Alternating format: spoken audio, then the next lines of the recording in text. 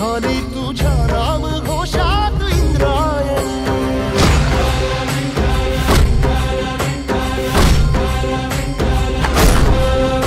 भिडे आसमंती ध्वजा वैष्णवांची उभी पंढरी आज नादावली. तुझे नाव ओठी तुझे रूप ध्यानी जीवाला तुझी आस गाला गली. जरी बाप साऱ्या जगाचा परी तू आमालेकरांची विठू माऊली.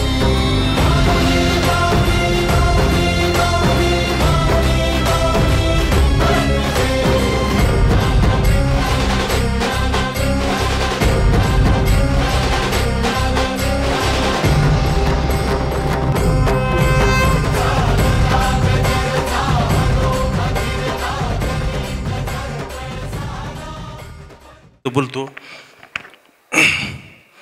वैकुंठवासी रामभाऊ व्यंकोबा माळी यांच्या आज 25व्या पुण्यतिथीनिमित्त हा कार्यक्रम आयोजित केलेला आहे प्रवचनमालेचा.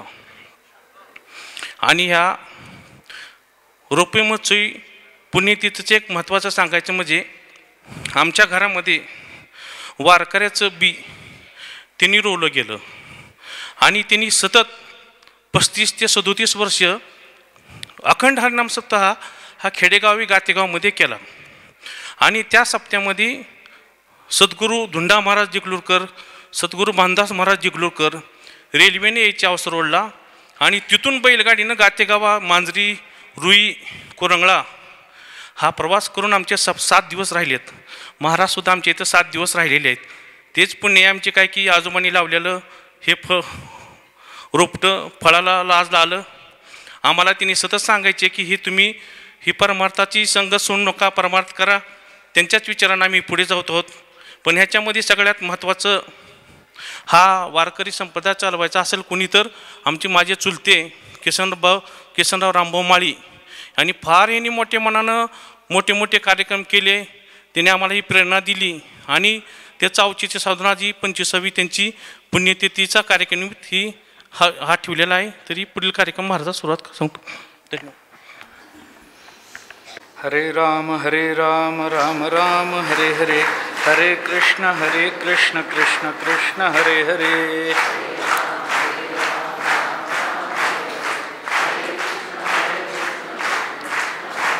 हरे राम राम राम हरे हरे, हरे कृष्ण कृष्ण कृष्ण हरे हरे.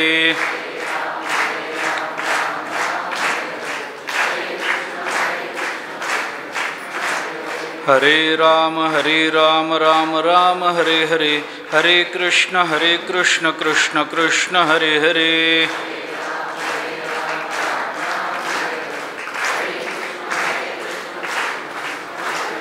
हरे राम राम हरे हरे, हरे कृष्ण कृष्ण कृष्ण हरे हरे.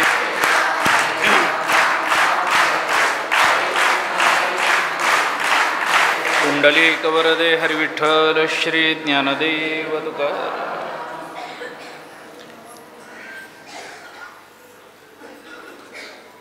ओळखिला हरी धन्य तो संसारी, मोक्ष त्याचे घरी सिद्धी सहित. सिद्धी लावी पिसे कोणतया पुसे, नेरे राजहंसे पाणी काय.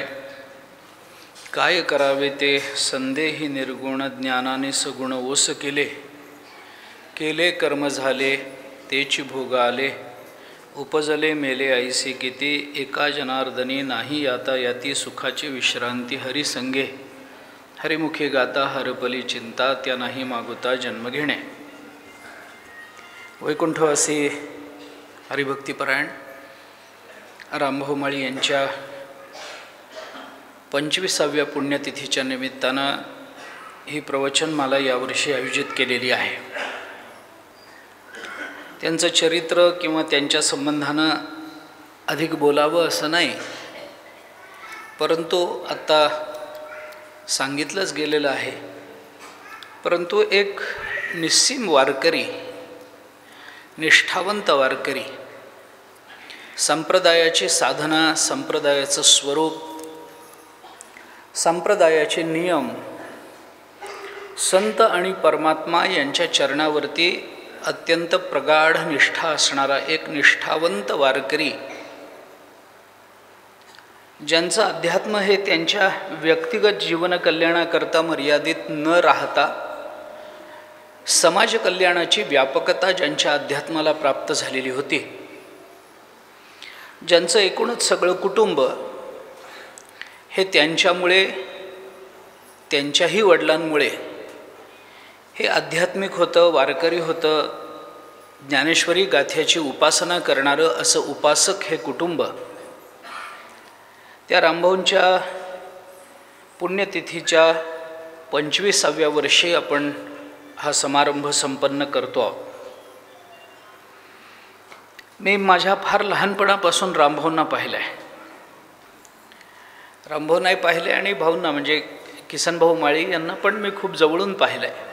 तसा माझा संबंध दोघांशी जरी आलेला असला तरी या दोघांनीही गातेगावमध्ये जे संप्रदायाचं बीज रोवलं, वृद्धिंगत केलं आणि आजची त्यांची ही पिढी किंवा आजचा त्यांचा परिवार हे कदाचित त्याचंच फळ असेल असं म्हणण्याला मला तरी कोणता प्रत्यवाय वाटत नाही.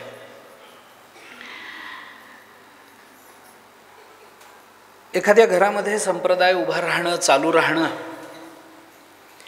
हे कदाचित एखाद्या सांप्रदायिक माणसाच्या व्यक्तिगत जीवनापुरतं मर्यादित असू शकतं, परंतु पिढ्यानपिढ्या ती परंपरा चालू ठेवायची असेल तर त्याच्याकरता काही पुण्याई लागत असते, त्याच्याकरता काही परिश्रम लागत असतात, त्याच्याकरता भगवत कृपा लागत असते, संत कृपा लागत असते. आणि या परिवारावर तशी भगवत कृपा आहे म्हणून आजही त्या परंपरेतली, या कुळातली, या घराण्यातली अगदी लहान मुलंसुद्धा हरिपाठ करताना, पंढरपूरची वारी करताना आम्ही पाहिलेली आहेत. ही एका अर्थानं भगवत कृपाच म्हणायला हवी.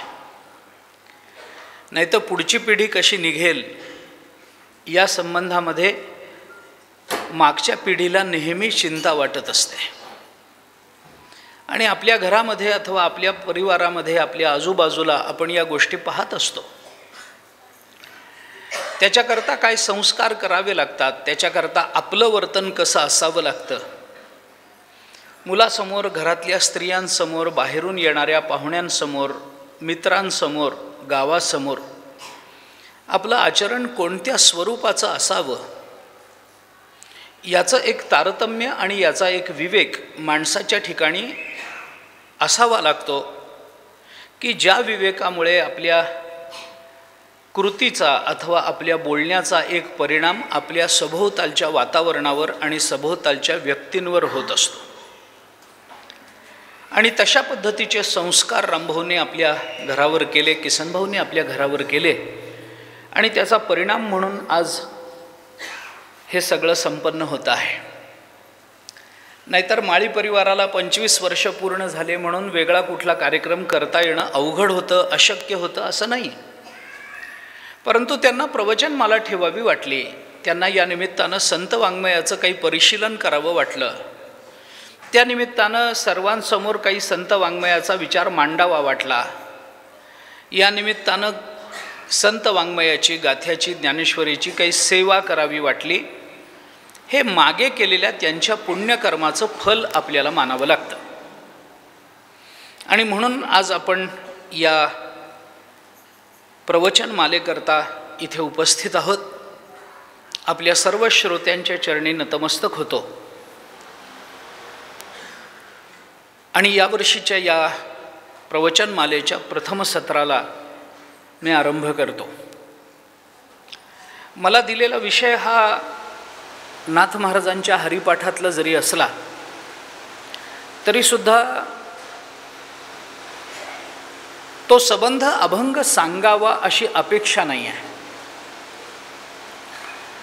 केले कर्म झाले तेची भोगा आले, उपजले मेले ऐसे किती, हे जे नाथ महाराजांचं या अभंगातलं चरण आहे, बंद केला तरी चालेल. या अभंगातले जे चरण आहे, या चरणाचा जो पूर्वार्ध आहे, केले कर्म झाले तेची भोगा आले, या चरणाच्या अनुषंगानं संत वाङ्मयातला काही कर्मयोग मांडावा अशी अपेक्षा आहे. मागे ज्ञानेश्वरीतल्या कर्मयोगाची चर्चा याच लातूर नगरीमध्ये 3 दिवसात केलेली मला आठवते. आपण अनेक जण त्या प्रवचनमालेकरता कदाचित उपस्थितही असाल.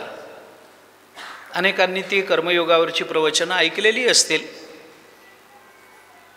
त्याचाच थोडासा विस्तार या 5 दिवसामध्ये, 20 तारखेपर्यंत या 5 दिवसामध्ये आपल्याला कर्मयोगाचा सिद्धांत जरा विस्ताराने पाहायचा आहे. मागे 3 दिवसात बोलून आलो नाही असं नाही, कर्मयोगाचा विचार तसा मांडून झालेला आहे. पण कर्मयोग ही एक अशी संकल्पना आहे, कर्मयोग ही अशी एक साधना आहे, कर्मयोग ही एक अशी उपासना आहे की याचा जेवढा अधिकाधिक जास्त विचार आपण करत जाऊ तेवढा तेवढा तो कर्मयोग एका व्यापक रूपानं आपल्या डोळ्यासमोर येत राहतो.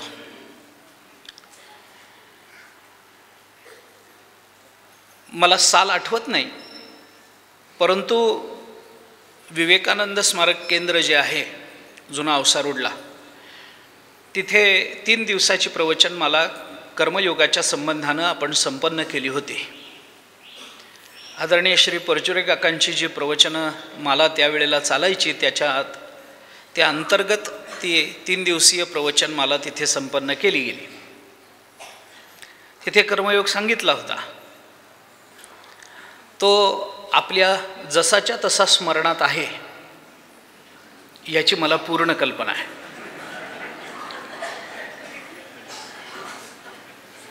कारण मी हे प्रांजळपणाने अनेक वेळेला कबूल करत आलेलो आहे की मला माझ्या बुद्धीपेक्षा माझ्या श्रोत्यांच्या बुद्धीवर प्रचंड विश्वास आहे. श्रोत्यांना कधी गौण लेखू नये अशी ज्ञानेश्वर महाराजांनी आपल्याला घालून दिलेली परंपरा आहे. प्रभू तुम्ही महेशाची मूर्ती, मी दुबळा अर्चित असे भक्ती, अशा पद्धतीची काही वचनं, तुम्ही संत माझी आकडा, दिठीचा कराल बहुडा, तरी तुम्हा माने एवढा होईन मी, अशा पद्धतीनं श्रोत्यांना एका संत पदवीवर आरूढ करून आपल्या वाक्पुष्पानं त्यांचं पूजन करत राहणं हे ज्ञानेश्वर महाराजांना प्रशस्त वाटत आलेलं आहे. आणि तीच नंतरच्या सगळ्या संतांनी ओढलेली असल्यामुळे आपल्या श्रोत्यांच्या संबंधानं अत्यंत आदराची भावना ठेवून आपण बोललं पाहिजे. म्हणून आपल्याबद्दलची परिपूर्ण आदराची भावना अंतःकरणामध्ये ठेवून हा विश्वास मी प्रकट करतोय की तो कर्मयोग तुम्हाला जसाच्या तसा आठवतोय. त्यामुळे आता वेगळं काय बोलायचं आहे तर तुमच्याकरता वेगळं काही बोलायचं नाही. पण मी त्यावेळेला काय सांगितलं होतं हे आज मला आठवत नाही, म्हणून या निमित्तानं तुमच्यासमोर मी पुन्हा एकदा कर्मयोगाचा अभ्यास करून घेणार आहे, एवढंच आहे. जर काही चुकत असेल तर आपल्याकडून मला तशा सूचना येतील. केले कर्म झाले तेची भोग आले, उपजले मेले ऐसे किती, असं जे नाथ महाराज हरिपाठामध्ये म्हणतात, त्याच्यामध्ये कर्मयोगाचा एक अतिशय निश्चयात्मक असा सिद्धांत नाथ महाराजांनी या चरणामध्ये मांडलेला आपल्याला दिसून येतो की आपण जे कर्म करतो त्या कर्माचे परिणाम आपल्याला भोगावे लागतात. आणि हा सिद्धांत जगतामध्ये या ना त्या रूपानं सगळ्यांना ज्ञात आहे. आपण लहानपणापासून करावे तसे भरावे अशा पद्धतीच्या म्हणी शिकत आलेलो. जसं आपण वागतो तसं फल आपल्याला मिळत राहतं हे सांगण्याकरता कोणत्या प्रवचनकाराची गरज आहे अथवा कुठल्या प्रवचनमालेच्या आयोजनाची गरज आहे असं नाही आहे. हा आपल्या नित्य अनुभूतीचा विषय आहे. आपल्याला अनेक वेळेला याचा अनुभव आला आहे. आणि जर तसं आपल्याला स्मरत नसेल तर तसं स्मरण करून देण्याची जबाबदारी आपल्या अवतीभोवतीचा समाज न सांगता स्वीकारत असतो.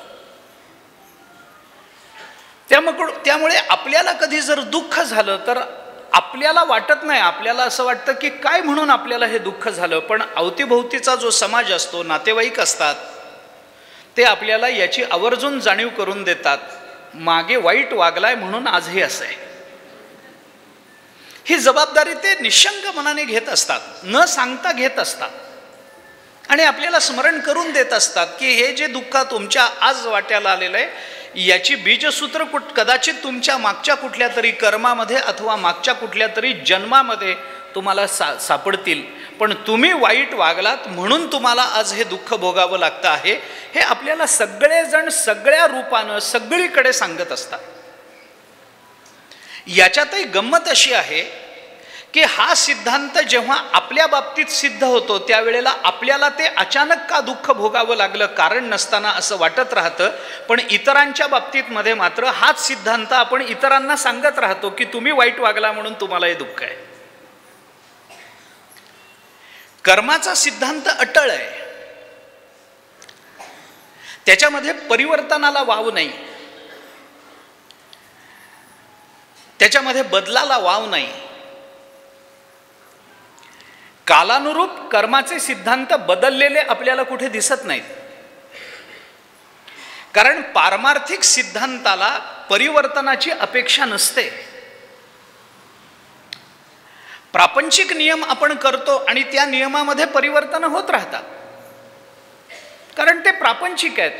बदलत राहणं हा प्रपंचाचा धर्म आहे. त्यामुळे त्या धर्माला अनुसरून आपण केलेले नियम, आपण ठेवलेल्या निष्ठा, आपण व्यक्त केलेल्या श्रद्धा, याच्यामध्ये होणारी परिवर्तनं आपल्याला अपरिहार्यतेनं प्रपंचामध्ये स्वीकारावी लागतात. प्रपंचातल्या निष्ठा आढळ नसतात, प्रपंचातल्या श्रद्धा आढळ नसतात, प्रपंचातले नियम सातत्यानं टिकलेले आपल्याला दिसत नाहीत. त्याच्यामध्ये बदल होत जातात, त्याच्यामध्ये परिवर्तन होत जातात. पण पारमार्थिक नियमांमध्ये, पारमार्थिक सिद्धांतांमध्ये परिवर्तन झालेली आपल्याला पाहता येणार नाही. ज्ञानोबारायांच्या काळामध्ये 700 वर्षापूर्वी कर्माचे जे सिद्धांत ज्या रूपानं मांडले गेले तेच तसेच त्याच रूपानं आजही आपल्याला मानावे लागतात, मांडावे लागतात आणि स्वीकारावे लागतात. ज्ञानेश्वर महाराजांच्या आपल्यामध्ये नाथ महाराज अवताराला आले, तुकोबाराय अवताराला आले, निळोबाराय अवताराला आले, जनाबाई अवताराला आल्या, नामदेवराय अवताराला आले, समर्थ अवताराला आले, म्हणून यांनी आपापल्या काळामध्ये त्या कर्माचे सिद्धांत आपापल्या परीनं थोडे थोडे बदलून पुढच्या पिढीकडे हस्तांतरित केले. अशी उदाहरणं आपल्याला पारमार्थिक सिद्धांताच्या बाबतीत बघायला मिळत नाहीत. कारण परिवर्तनाची अपेक्षा ही अपूर्णतेत असते, हा नियम आहे. जिथे अपूर्णता असते तिथे परिवर्तनाची शक्यता असते, जिथे परिपूर्णता असते, जिथे परिपक्वता असते तिथे परिवर्तनाची अपेक्षा नसते. जे व्यापक आहे, जे एक आहे, जे परिपूर्ण आहे त्याच्यामध्ये काही परिवर्तन होईल अशी अपेक्षा ठेवता येत नाही. जिथे कुठेतरी न्यूनत्व असतं, जिथे कुठेतरी कमीपणा राहिलेला असतो, जिथे अपूर्णता असते मघाशी म्हटल्याप्रमाणे, तिथं परिवर्तनाला वाव असतो, विकासाला वाव असतो. आज आपण विकास झाला पाहिजे हा शब्द वारंवार वापरताना दिसतो. विकास विकास विकास, का विकास? कारण आतापर्यंत तशा अर्थाने विकास झाला न झाला याच्याबद्दल मतभेद आहेत. म्हणून आपल्या गावातून वाहणारी नदी, त्या नदीला पाऊस फार झाला तर पूर येतो की नाही? येतो. वर्षभर पाऊसच नाही पडला तर ती नदी आटते की नाही? तर आटते. आपल्या शेताजवळचं तळ फार पाऊस झाला तर भरून जातं ना जातं, नाही पाऊस पडला तर आटतं ना आटतं. नदीच्या बाजूने किंवा इतरत्र गावातून वाहणारे ओढे, नाले पाऊस पडला तर भरून भरून वाहतात, नाही पडला तर आटून जातात, कोरडे पडतात. हे होतं मान्य आहे, हे आपल्या अनुभवाचे विषय आहेत. पण खूप पाऊस पडला म्हणून समुद्राला पूर आला आणि पाऊसच पडला नाही म्हणून समुद्र आटला असं उदाहरण आपल्याला दिसणार नाही. का नाही दिसणार? समुद्राला कमी होणंही माहिती नाही आणि समुद्राला वाढणंही माहिती नाही, कारण समुद्र परिपूर्ण आहे म्हणून. जिथं व्यापकता असते तिथे विकार निर्माण होत नाहीत. वाढणं हा सुद्धा विकार आहे, कमी होणं हा सुद्धा विकार आहे परमार्थाच्या दृष्टीने. आहे ते तसं राहणं ही स्थिती आहे, हे स्वरूप आहे परमार्थाच्या दृष्टीने अर्थात. त्यामुळे समुद्र कधी आटत नाही. ज्ञानेश्वर महाराजांनी म्हटलंय, वार्षिये वीण सागरू जैसा जळे नित्य निर्भरू तैसा निरुपचारू संतोषी जो.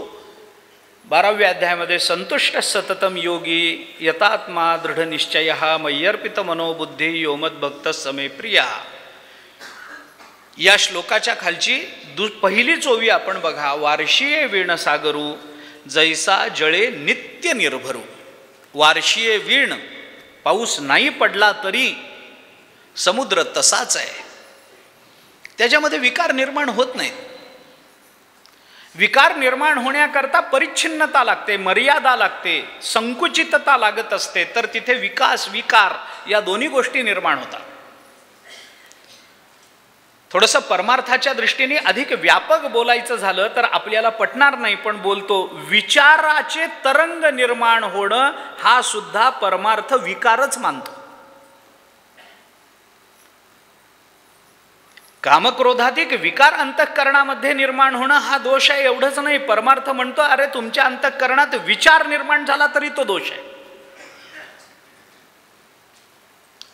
विचाराला सुद्धा विकार मानावा इतकी व्यापकता आणि परिपूर्णता आपल्या भारतीय संस्कृतीतल्या या तत्वज्ञानाच्या ठिकाणी आपल्याला दिसून येते.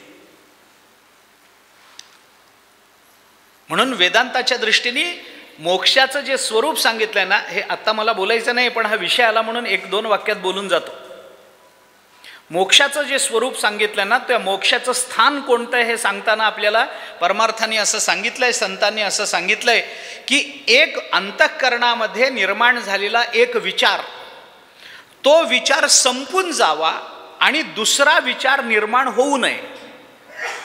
एका विचाराची सांगता आणि दुसऱ्या विचाराची अनुत्पत्ती या दोन्हीच्या मध्ये जी संधी असते ना, त्या संधीला मोक्ष अशी संज्ञा आहे.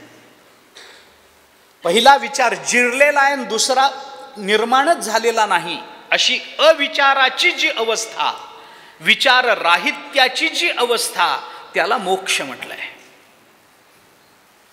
कारण जिथं परिपूर्णता आहे तिथं विचाराचा तरंग सुद्धा निर्माण होत नाही.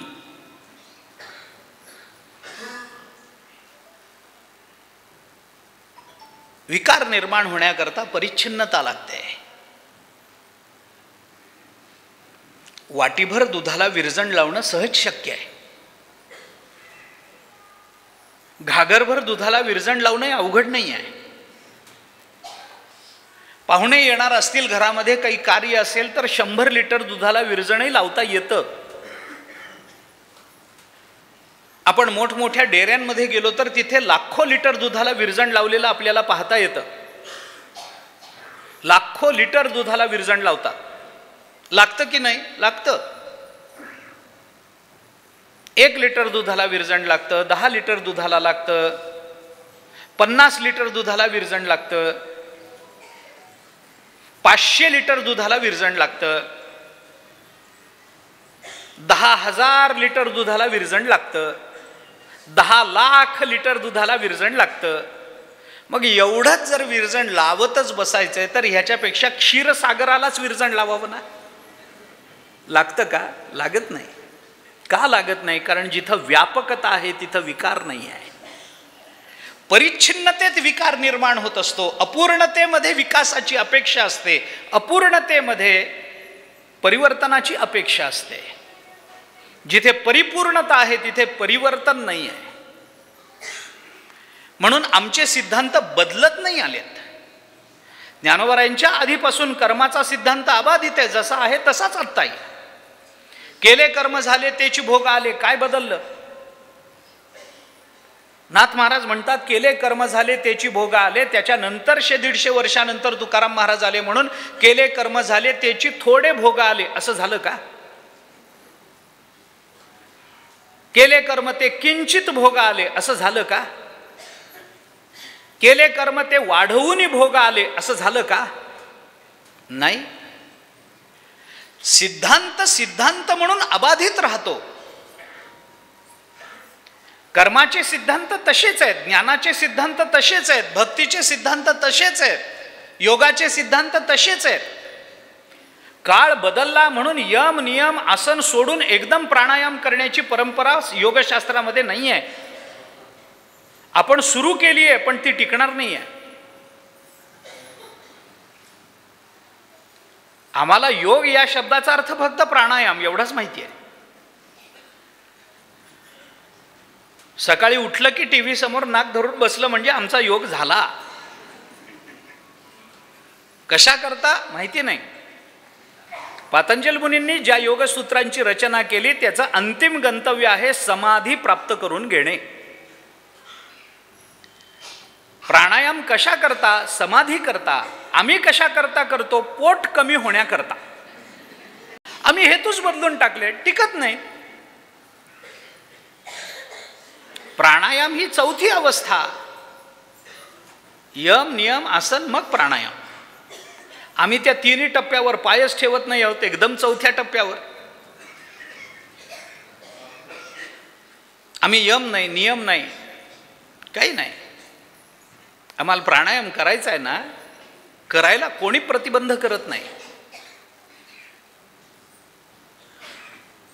जो मार्ग आपण निवडलेला असतो, ज्या मार्गाने जाण्याची आपली प्रांजळ इच्छा असते आणि ज्या मार्गावरून ज्या अंतिम गंतव्यापर्यंत आपण पोचू असा आपला विश्वास असतो, त्या मार्गावरून जाताना कोणताही टप्पा ओलांडून आपल्याला पुढे जाता येत नाही. थोडंसं स्पष्ट क्षमा मागून आणि आपल्या परिभाषेत बोलायचं झालं तुमच्या माझ्या अलीकडच्या काळातल्या, तर स्पष्ट सांगतो, परमार्थात शॉर्टकट्स नसतात.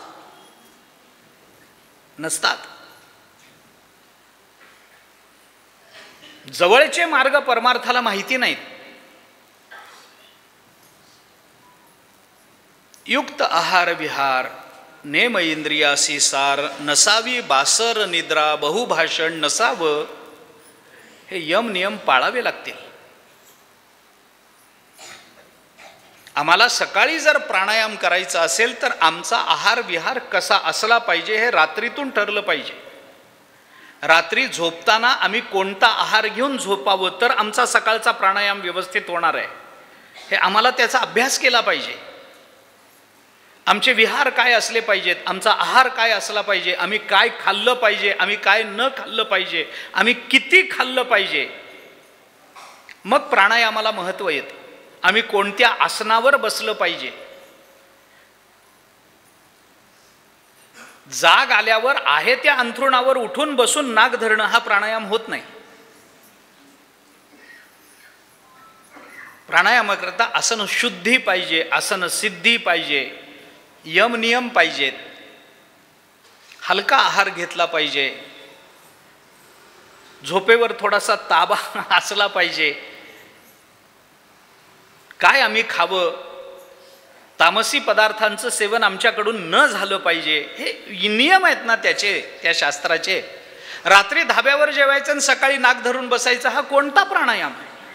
कसला प्राणायाम आहे? कुठून प्राणायाम? काय कुठून आत घेताय आणि कुठून बाहेर काढताय आपलं आपल्याला तरी माहिती आहे काय? कशा करता? शास्त्राचे नियम पाळून, त्या परंपरेचे नियम पाळून, त्या मार्गाचे नियम पाळून आपल्याला त्या मार्गावरून आत्मविश्वासानं पाऊल टाकता आलं पाहिजे ना. आमची पारमार्थिक साधना हे मनोरंजन नाही आहे. आमची पारमार्थिक साधना आमच्या जीवन कल्याणाचा मार्ग आहे.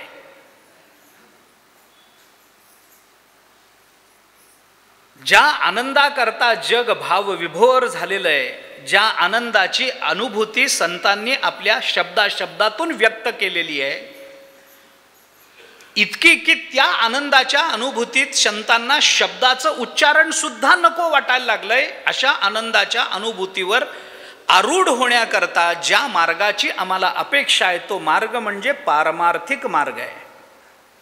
आनंदाची डोही आनंद तरंग, आनंदची अंग आनंदाचे. तुकाराम महाराज म्हणतात, काय सांगू झाले काहीची या बाही, सांगताच येत नाही काय झालं ते. अशी अवस्था ज्या तुकोबारायांना प्राप्त झाली, त्या अवस्थेवर आम्हाला पोचायचं असेल तर त्यांच्याच मार्गावरून आम्हाला जाता आलं पाहिजे. ते नियम सांभाळून जाता आलं पाहिजे. कुठल्याही क्षेत्रात मी जर तुमच्या घरी आलो तर तुमच्या घरातल्या नियमात मला राहता आलं पाहिजे की नाही.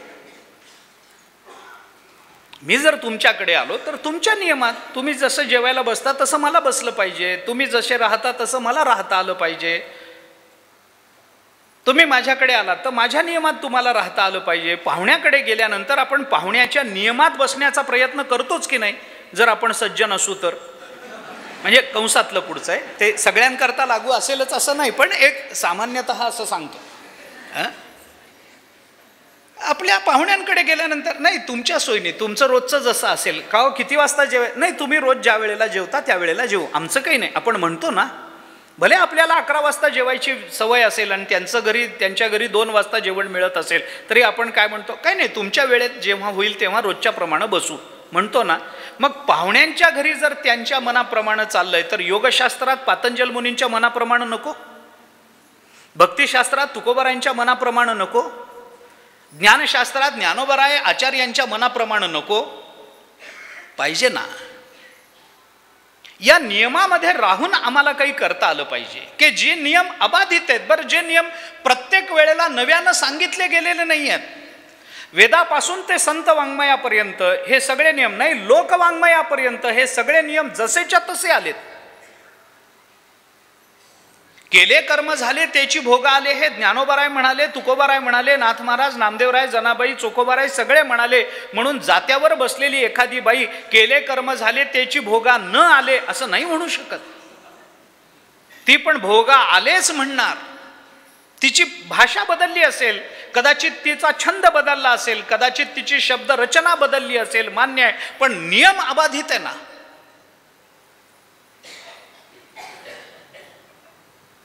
म्हणून मानवी जीवनाच्या कल्याणाचा हा मार्ग ज्या नियमांनी परिप्लुत आहे, ज्या नियमांनी युक्त आहे, त्याच्यातल्या कर्मयोगाच्या नियमांची चर्चा. तो एक नियम नाथ महाराजांनी इथं सांगितला, केले कर्म झाले तेची भोगा आले. त्याचा अर्थ काय करायचा आणि या निमित्तानं कर्मयोग कुठून कुठपर्यंत बघायचा हा प्रश्न आपला आहे. आपण त्या निमित्तानं सगळा विचार जेवढा करता येईल तेवढा करण्याचा प्रयत्न करू.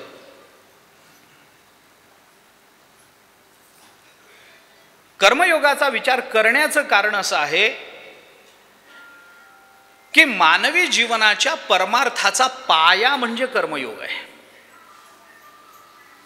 आणि आपल्याला पटेल किंवा न पटेल, कदाचित अनेकांना पटणार नाही, पण तरीही मी सांगतो, केवळ पायाच नाही, पारमार्थिक मानवी जीवनाच्या मानवी पारमार्थिक जीवनाच्या कळस म्हणजे सुद्धा कर्मयोगच आहे.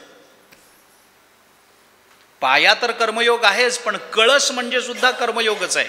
फक्त दोन्हीतला फरक इतकाच आहे की पायात असणारा कर्मयोग हेतुतः आचरावा लागतो आणि कळस रूपानं अनुभूतीला येणारा कर्मयोग सहजगत्या आचरला जातो.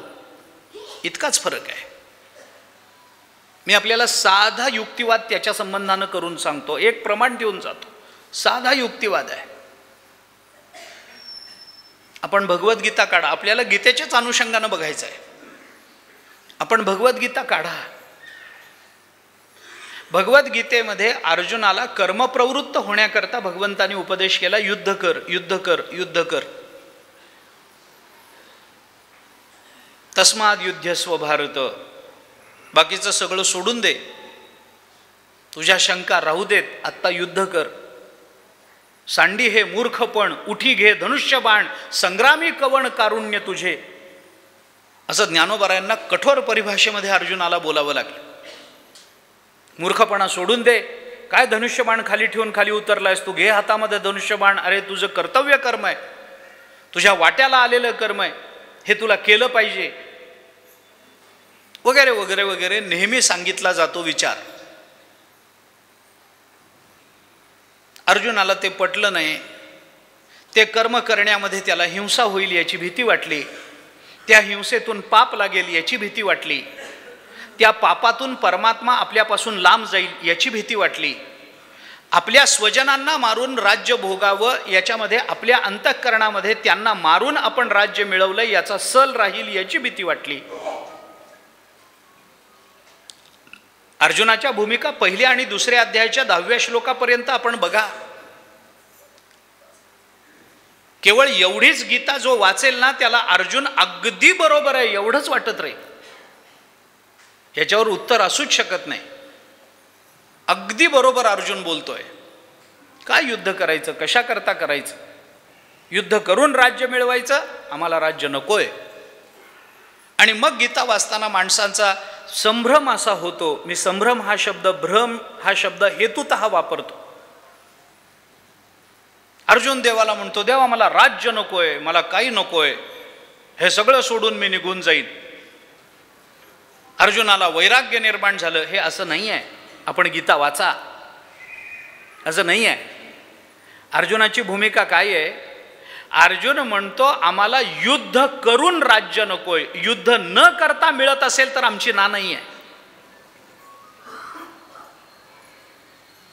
युद्ध न करता आमचं आम्हाला राज्य मिळवत, चांगलीच गोष्ट आहे, आमचंच आहे राज्य, आम्हाला मिळालंच पाहिजे. पण युद्ध करून त्यांना मारून आम्हाला राज्य मिळवायचं नाहीये, त्याच्यामध्ये दोष दिसतात वगैरे वगैरे. आपण नेहमी सांगतो, आपल्याला सर्वांना ते श्रुत आहे. मला तो विषय सांगायचाच नाही. मग अर्जुनाने कर्म केलं पाहिजे, मग कर्मातून हिंसा होईल, हिंसेतून पातक लागेल वगैरे वगैरे. ही जी शृंखला विचाराची अर्जुन सांगतो आहे परिणामाची, त्याच्यातून अर्जुनाला बाहेर काढण्याकरता भगवंतानी अर्जुनाला काही ज्ञान दिलं. आणि ज्ञानाच्या अधिकरणावर, ज्ञानाच्या अधिष्ठानावर कर्म करणं हे कर्म बंध निर्मुक्तीचं माध्यम आहे, हे अर्जुनाला समजावून सांगितलं.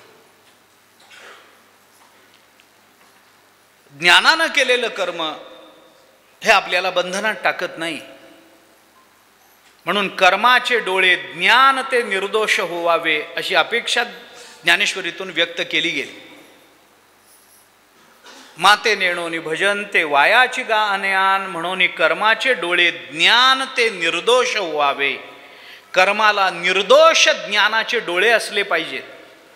निर्दुष्ट ज्ञानानं आम्हाला कर्माकडे बघता आलं पाहिजे, मग ते कर्म आम्हाला बंधनात टाकत नाही.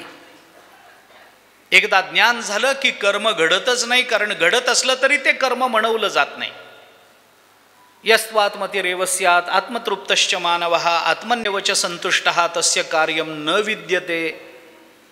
अशासारखी काही प्रमाणं गीतेमध्ये आपल्याला पावला पावलाला सापडतील कदाचित.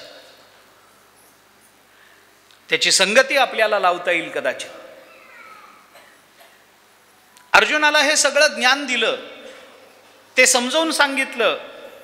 अशा पद्धतीचं कर्म कोण करतं, ते कसं करतं, याच्याकरता वेगवेगळी उदाहरणं प्रत्येक अध्यायामध्ये जवळजवळ दिली.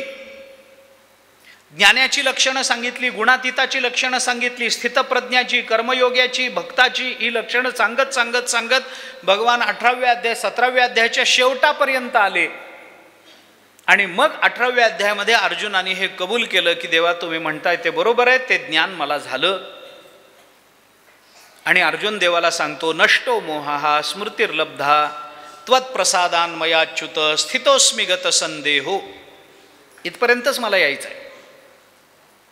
माझ्या अंतःकरणातला मोह गेला, आता मला काही वाटत नाही. ज्या आत्मस्वरूपाचा विसर मला पडला होता त्याची आपण मला जाणीव करून दिली. देखत होतो आधी मागे पुढे सकळ, मग हे दृष्टी गेली वरी आले पडळ. असं झालं होतं माझं. तिमिर कोंदलेसे वाढे वाढता प्रबळ, भीत मी झालो देवा काय जाल्याचे फळ. आता मज दृष्टी देई पांडुरंगा माय बापा. देवा मला तुम्ही दृष्टी दिलीत, मला लक्षात आलं ज्या कर्माचं बंधन मला प्राप्त होणार नाही, ज्या ज्ञानाच्या चिंतनातून, ज्या ज्ञानाच्या अधिकरणावर, अधिष्ठानावर केलेलं कर्म बंधनाला प्राप्त होत नाही, ते ज्ञान मला प्राप्त झालं. माझा मोह गेला देवा. माझ्या आत्मस्वरूपाचं मला स्मरण झालं. आता माझ्या अंतःकरणामध्ये आत्मस्वरूपाच्या संबंधानं कोणताही संदेह राहिलेला नाही. ही ज्ञानाची परिपक्व परिपूर्ण अवस्था प्राप्त झाल्याच्या नंतर अर्जुन देवाला मान्यता देऊन कबूल करतोय की देवा हे सगळं झालं, पण आता पुढे काय? करिष्ये वचनम तव. आता तुम्ही म्हणाल तसं करायला मी तयार आहे. आता तुम्ही म्हणाल तसं. भगवंताने अर्जुनाला आधीच सांगितलं होतं, यथेच्छसी तथा कुरु. तुला जसं वागायचंय तसं वाग, पण कधी? ज्ञान प्राप्त झाल्यानंतर. अर्जुन म्हणतो मान्य आहे, आता मला ज्ञान प्राप्त झालं, आता करिष्ये वचनम तव. आता तू म्हणशील ते करीन. माझा मुद्दा इथेच आहे. ज्या कर्माच्या आचरणातून अर्जुनाला आपण बंधनात पडू, आपल्याकडून हिंसा घडेल, आपल्याकडून त्या हिंसेचा परिणाम म्हणून आपल्याला पाप लागेल आणि त्या पापाचा परिणाम म्हणून भगवान आपल्यापासून दुरावतील ही जी भीती होती, जर करण्यातून हे सगळं निर्माण होत असेल तर अर्जुन हा शब्द देवाला पुन्हा का देतोय की करिष्ये वचनम तव? मग एवढं सगळं ज्ञान सांगूनही शेवटी करिष्ये राहिलंच का? अजूनही करणं राहिलंच आहे का तुम्हाला? अरे ज्ञान तर तुम्हाला कर्मातून सोडवतं ना. आत्मन्येवच संतुष्टः तस्य कार्यम न विद्यते असं तुम्ही म्हणालात ना. जो आत्मसंतुष्ट झाला, जो आत्मस्वरूपाला प्राप्त झाला, त्याला कोणतंही कार्य राहत नाही असं देवा तुम्ही बोललात ना. मग इतकं स्पष्ट बोलूनही त्याला कोणतंही कार्य राहत नाही असं सांगितल्यानंतरही करिष्ये वचनम तव हे काय राहिलं? आता पुन्हा करिष्ये हे कशा करता? तुम्ही म्हणाल तसं मी करीन, आता करीन कशा करता? आता करायचं नाही म्हणून तर हे ऐकलं ना. याचा अर्थ हा आहे की कर्मयोग हा मानवी जीवनाचा जर पाया असेल तर कर्मयोग हाच मानवी जीवनाचा कळसही आहे. कारण प्राप्त झालेलं ज्ञान जोपर्यंत कर्मातून व्यक्त होत नाही तोपर्यंत ते ज्ञान ज्ञान म्हणवलंच जाऊ शकत नाही ना. म्हणून महाभारताला हे वारंवार सांगावं लागलंय की अरे ज्याला ज्ञान झालं त्याचं ज्ञान त्याच्या कर्मातूनच व्यक्त होणार ना. दुसरं कोणतं माध्यम आहे ज्ञान व्यक्त? बरं, ज्ञान शब्दातून व्यक्त करायचं असेल तर अज्ञानी सुद्धा ज्ञान शब्दातून, आम्ही बोलत नाही काय रोज प्रवचनात? शब्दाचीच इमारती बांधायच्या असतील ज्ञानाच्या संबंधामध्ये, आम्ही रोज कीर्तन प्रवचन करत नाही का? ज्ञानातून करतो का अज्ञानातून करतो?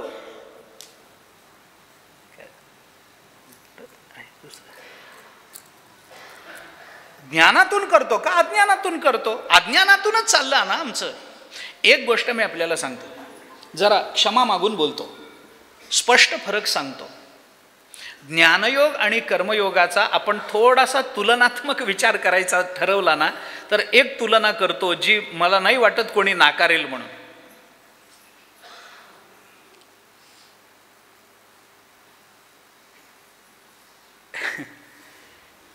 बघा जमतंय का? ज्ञानाची गंमत अशी आहे की ज्ञान बोलण्यातच दिसतं, वस्तुतः बहुधा नसतंच.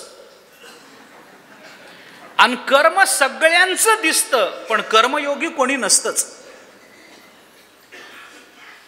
ज्ञान बोलायला फार सोपं आहे हो. ज्ञानासारखी सोपी गोष्ट नाही बोलायला. मी म्हणलं ना आम्ही 2-2 तास बोलतोय. सोपं आहे म्हणूनच बोलतो ना. हे बोलण्यातून काय होतं? काय ज्ञान दिसतं? मी ज्ञानी आहे हे कळतं, हां मी चांगला वक्ता आहे हे कळेल, पण मी ज्ञान स्वरूप आहे हे शब्दावरून कळणार नाही, ते आचरणावरूनच कळेल.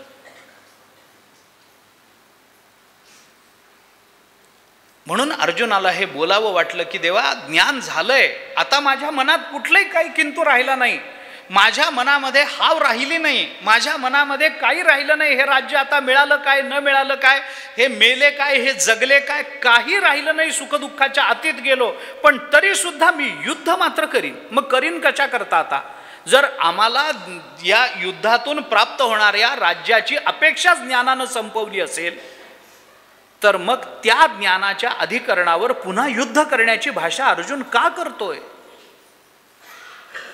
ज्ञान झालं ना, झालं. ज्ञानाचा परिणाम म्हणून अंतःकरणातल्या इच्छा आकांक्षा संपून जातात ना, जातात. जीवदशा संपते ना, संपते. जीवदशा संपली म्हणजे अंतःकरणातली लालसा संपली ना, संपली. मग अंतःकरणात जर काही इच्छाच नाही, जर काही मोहच नाही, जर काही लालसाच नाही, तर त्याच्या परिपूर्ती करता कर्म करणं आहे काय? नाही ना. मग करिष्ये वचनम तव का म्हणलं? का ही भाषा वापरावी लागली? कर्मयोग हा ज्ञानयोगाचा अधिकार प्राप्त करून घेण्याकरता आचरावा लागतो. हे जसं अगदी प्राथमिक स्तरावर योग्य आहे, तसं आपल्याला प्राप्त झालेलं ज्ञान आपल्या कर्मातूनच अभिव्यक्त होणारं आहे. ही सुद्धा त्याची एक उंची गीतेचा विचार करताना, कर्मयोगाचा विचार करताना आपण लक्षात ठेवली पाहिजे. म्हणून गीतेमध्ये कर्मयोग, त्याच्या पाठोपाठ येणारा ज्ञानयोग, त्याच्या पाठोपाठ येणारा उपासना किंवा भक्तियोग, या तिन्ही योगांचं चिंतन आपल्याला या एकूण गीतेमध्ये किंवा उपनिषदापासून ते आपल्या संत वाङ्मयापर्यंत सगळीकडे आपल्याला दिसून येईल. ज्ञानोबाराने एवं कांडत्रय रूपिणी श्रुतीच हे कोडीसवाणी गीता पद्यरत्नांची लेणी लेईली आहे असे शब्द वापरलेत. गीता ही 3 कांडामध्ये विभागली गेलेली आहे, कारण वेद त्रिकांडात्मक आहे. कर्मयोग, ज्ञानयोग, भक्तियोग. कोणता योग मोठा आणि कोणता योग लहान अशी तुलना आपल्याला आत्ता करायची नाही आहे, करण्यात तात्पर्य नाही आहे. थोडासा विचार त्या संबंधामध्ये आपण समजावून घेतला पाहिजे.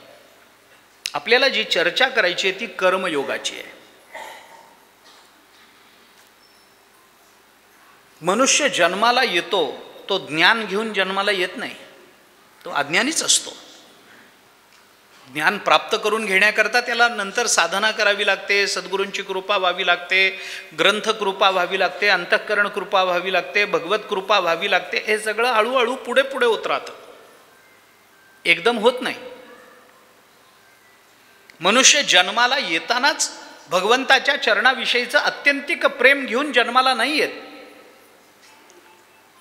कुठेतरी ठेचा खाव्या लागतात, काहीतरी व्हावं लागतं, काहीतरी पाहावं लागतं, काही साधू महात्म्यांची कृपा व्हावी लागते.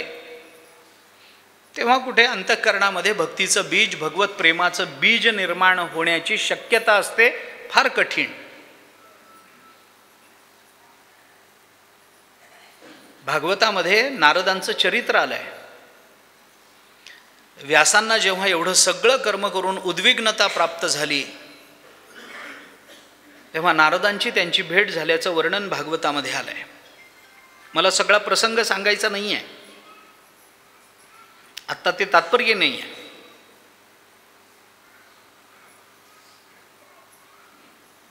आणि मग व्यास महर्षींना ते सगळं सांगताना नारदांनी त्यांना काही आपलं चरित्र सांगितलंय. ते सगळं चरित्र आपण डोळ्याखालून घाला. भगवंताच्या संबंधानं प्रेम निर्माण होण्याकरता काय काय केलंय हे नारदांनी त्यांना सांगितलं. कसं कसं झालं, तो प्रवास कसा, त्याचा संक्षेप आपल्याला भक्तिरसायनामध्ये दिसून येतो. भक्तिरसायनामध्ये मधुसूदन सरस्वतीने भक्तीच्या अवस्था, भक्तीच्या पायऱ्या सांगितल्या. प्रथमं महतां सेवा तद्दया पात्रता ततः श्रद्धात तेषां धर्मेषु ततो हरिगुणश्रुती ततो रतिरंकुरोत्पत्ती स्वरूपाधिगतिस्ततः प्रेमवृद्धी परानंदे तस्याथ स्फुरणं ततः. एवढ्यावर सगळं भक्तिप्रेम प्राप्त होईलच असं नाही. मग भगवत धर्मनिष्ठा स्यात् अत स्वस्मिन् तद्गुणशालिता प्रेमणो अथ परमाकाष्ठा उदिता भक्ती भूमिका. या भक्तीच्या भूमिका अंतःकरणामध्ये निर्माण होण्याकरता फार कष्ट करावे लागतात. आम्ही जन्माला येताना ब्रह्मज्ञान घेऊन नाही आलो म्हणजे आमच्यामध्ये ब्रह्मज्ञानामध्ये प्रतिबंध होताच, आमच्यामध्ये भक्तीमध्ये प्रतिबंध होताच. आम्ही जन्मजात भक्ती नाही करत, आम्ही जन्मजात ज्ञानमीमांसा नाही करत. परंतु एक गोष्ट अशी आहे जी जन्माला येताना आम्ही घेऊन आलो, ते म्हणजे आपलं कर्म.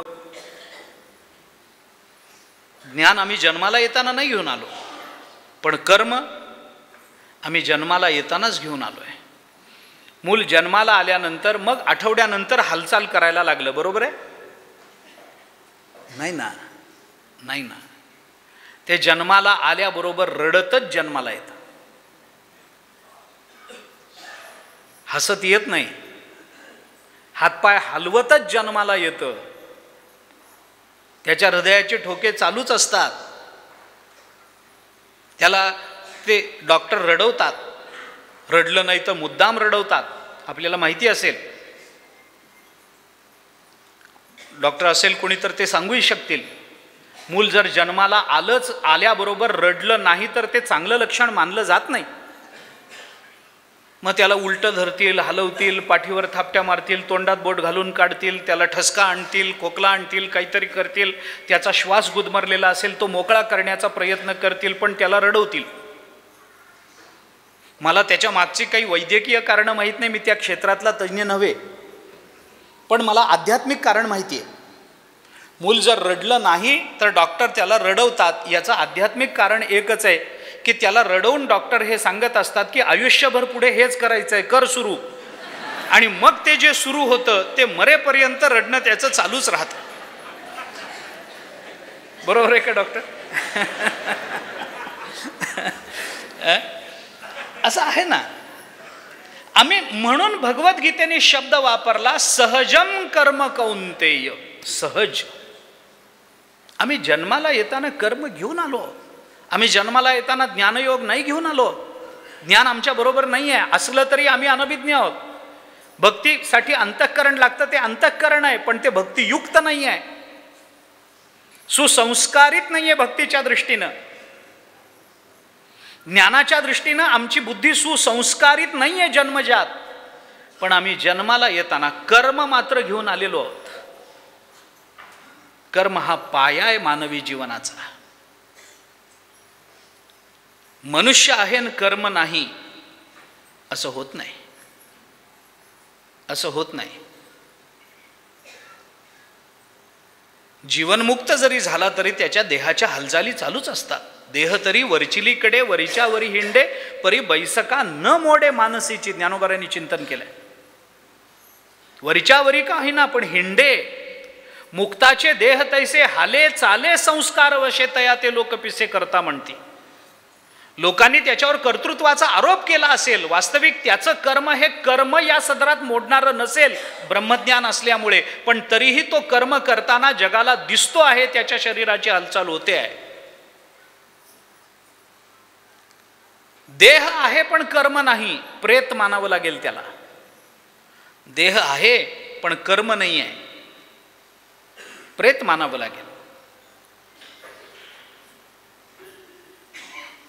कर्म आहे पण देह नाही अशी अवस्था जगात संभवतच नाही. कर्म आहे पण देह नाही. मग कशाच्या माध्यमातून कर्म व्यक्त करणार आहोत? आम्हाला एकच माध्यम आहे, देह. आम्ही ऐकू तरी, बोलू तरी, पाहू तरी, रडू तरी, हसू तरी, खेळू तरी, चालू तरी, पळू तरी, काहीतरी होईल, पण देहाचंच एकमेव माध्यम आहे ना, दुसरं माध्यम नाही आहे आम्हाला. देह आहे पण कर्म नाही, म्हणजे हालचाल नाही, तर त्याला प्रेत मानलं जातं. कर्म आहे पण देह नाही असं होत नाही. मग तो सूक्ष्म देह असेल, लिंग देह असेल, कारण देह असेल, पण देह मानावा लागेल तिथे. स्थूल देह नसेल तर नसू देत, पण सूक्ष्म देह मानावा लागेल, कारण देह मानावा लागेल, विकारी देह मानावा लागेल, परिणामी देह मानावा लागेल, काही ना काहीतरी मानावं लागेल आपल्याला. त्याच्याशिवाय चालणार नाही. देहही आहे आणि कर्मही आहे, जीवदशेची अवस्था आहे. आम्ही जन्माला येताना कर्म घेऊन आलो, म्हणून त्याला सहजम कर्म कौंतेय भगवान बोलतात. याच्यातल्या सहज या शब्दाचा अर्थ करताना तीच भूमिका जगद्गुरु शंकराचार्यांनी गीता भाष्यामध्ये बोलून दाखवलेली. सहजम कर्म कौंतेय. सहज म्हणजे काय? आचार्यांनी सहज शब्दाची व्याख्या करताना सांगितलं, जन्मना एवं उत्पन्नम सहजम. जे जन्माबरोबर आपल्याला प्राप्त होत असतं ते सहज असतं, म्हणून कर्म सहज आहे. आता बोलतो ऐका. कर्म सहज आहे पण कर्मयोग सहज नाही आहे. कर्म सहज आहे. लहान मूल पलंगावर झोपलेलं असतं, भूक लागली की रडतं, पोट भरलं की हसतं. कुठून शिकून आलं हे? कुठल्या विद्यापीठात हे शिकवलं जातं की पोट भरलं की हसावं लागतं आणि भूक लागलं की रडावं लागतं? कोण शिकवतं हे?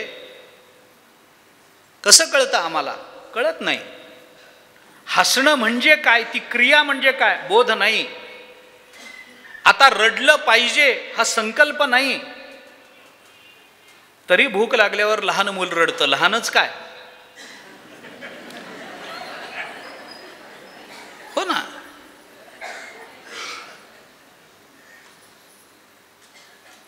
हातपाय हलवतं. यथा न किंचित कलयन मंचके स्पंदते शिशु तथा फलान्य कलयन कुरु कर्माणि राघव. योग वसिष्ठामध्ये रामचंद्र प्रभूंना उपदेश करताना वसिष्ठ महामुनी ही शिकवण देतात की आपण कसं वागलं पाहिजे. लहान मूल पलंगावर पडून ज्या निष्पापतेनं हातपाय हलवत राहतं, तेवढ्या निष्पापतेनं माणसाला या जगतामध्ये जगता आलं पाहिजे. वसिष्ठ सांगतात रामचंद्र प्रभूंना.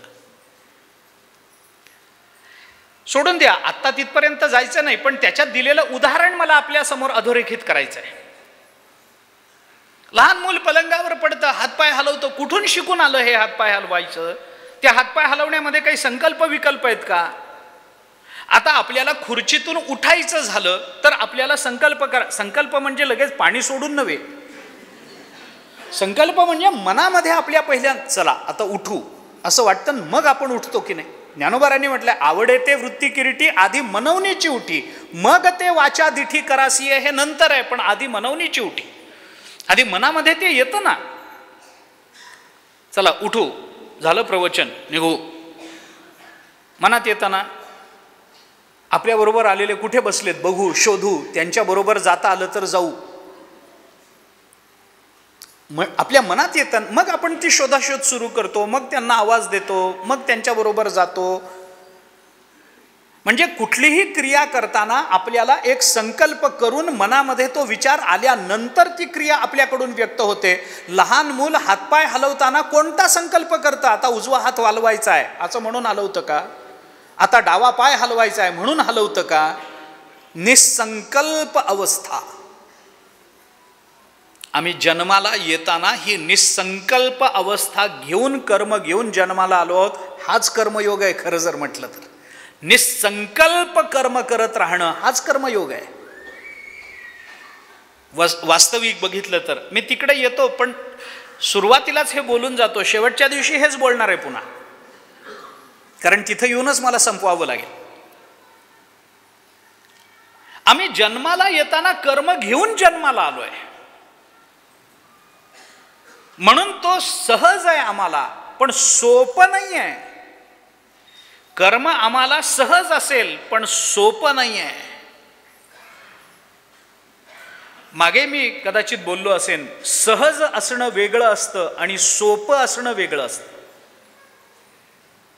सहज असणं वेगळं आणि सोपं असणं वेगळं. सहज असतं ते सगळं सोपं असतं असं नाही. जे सोपं असतं ते सगळं सहज असतं असं नाही. आपण त्याची गल्लत करतो. जे सहज आहे त्याला सोपं म्हणतो, जे सोपं आहे त्याला सहज म्हणतो, असं होत नाही. ज्याच्या प्राप्तीत अडचण नसते पण आचरणात अडचण असू शकते ते सहज असतं, आणि ज्याच्या आचरणात अडचण नसते पण प्राप्तीत अडचण असते ते सोपं असतं. विचार करा. पुन्हा सांगतो, कर्म सहज आहे पण सोपं नाही. भक्ती सोपी आहे पण सहज नाही आहे. नामस्मरण सोपं आहे, ते नाम सोपे रे रामकृष्ण गोविंद. ते सोपं आहे पण भक्ती सहज नाही आहे. कर्म सहज आहे पण सोपं नाही आहे. ज्याच्या प्राप्तीत अडचण नाही पण ज्याच्या आचरणात त्रास होऊ शकतो ते सहज आहे. कर्म आम्हाला सहज मिळालं आहे, त्याच्या प्राप्तीत आम्हाला अडचण नाही आहे, पण त्या कर्मातून सुटण्याकरता आम्हाला फार अडचणी येतात, ते सहज आहे. आणि ज्याच्या आचरणात आपल्याला अडचण नाही आहे पण ज्याच्या प्राप्तीत अडचण असू शकते ते सोपं आहे. आचरण सोपं आहे. आचरणात अडचण नाही. राम म्हणणं फार त्रासदायक नाही आहे. राम ही 2 अक्षर उच्चारायला अडचण आहे का आपल्याला? काही अडचण नाही आहे. पण राम म्हणण्याची बुद्धी होणं हे फार अवघड आहे. हां, राम म्हणणं अवघड नाही, आचरणात प्रतिबंध नाही आहेत, पण प्राप्तीत प्रतिबंध असले की त्याला सोपं म्हणा. ज्याच्या प्राप्तीत प्रतिबंध नाही आहेत पण आचरणात प्रतिबंध यायला लागले की त्याला सहज म्हणा. सहजतेचा संबंध प्राप्तीशी असतो आणि सोपेपणाचा संबंध आचरणाशी असतो. क्रिया सहज असते, कर्म सहज आहे. कारण का? तिच्या कर्माच्या प्राप्तीत आम्हाला काही फार प्रयत्न करावे लागले नाहीत. आम्ही कर्म घेऊनच जन्माला आलो. पण कर्म जरी आम्हाला मिळालेलं असलं तरी त्या कर्माचा बोध मात्र आम्हाला नाही आहे. त्यासाठी कर्मयोग सांगावा लागला. म्हणून या 3 गोष्टींचा विचार आपल्याला करावा लागतो. कर्मयोग, ज्ञानयोग आणि भक्तियोग. मी फक्त त्याची प्रस्तावना करतो. आत्ता थोडी प्रस्तावना करतो, थोडा वेळ द्या मला. कर्मयोग, ज्ञानयोग आणि भक्तियोग. कारण कर्म, ज्ञान आणि भक्ती या 3च गोष्टींवर मानवी जीवनाची धन्यता अवलंबून आहे. 4थी गोष्ट लागत नाही. 3 पुरतात. कर्मयोग, ज्ञानयोग, भक्तियोग, बस संपलं. उपासना असं म्हणू आपण त्याला. भक्तियोग म्हणणे उपासना योग म्हणा, हरकत नाही. हठयोग वगैरे ते तदंतर्गत घेता येतील सगळे.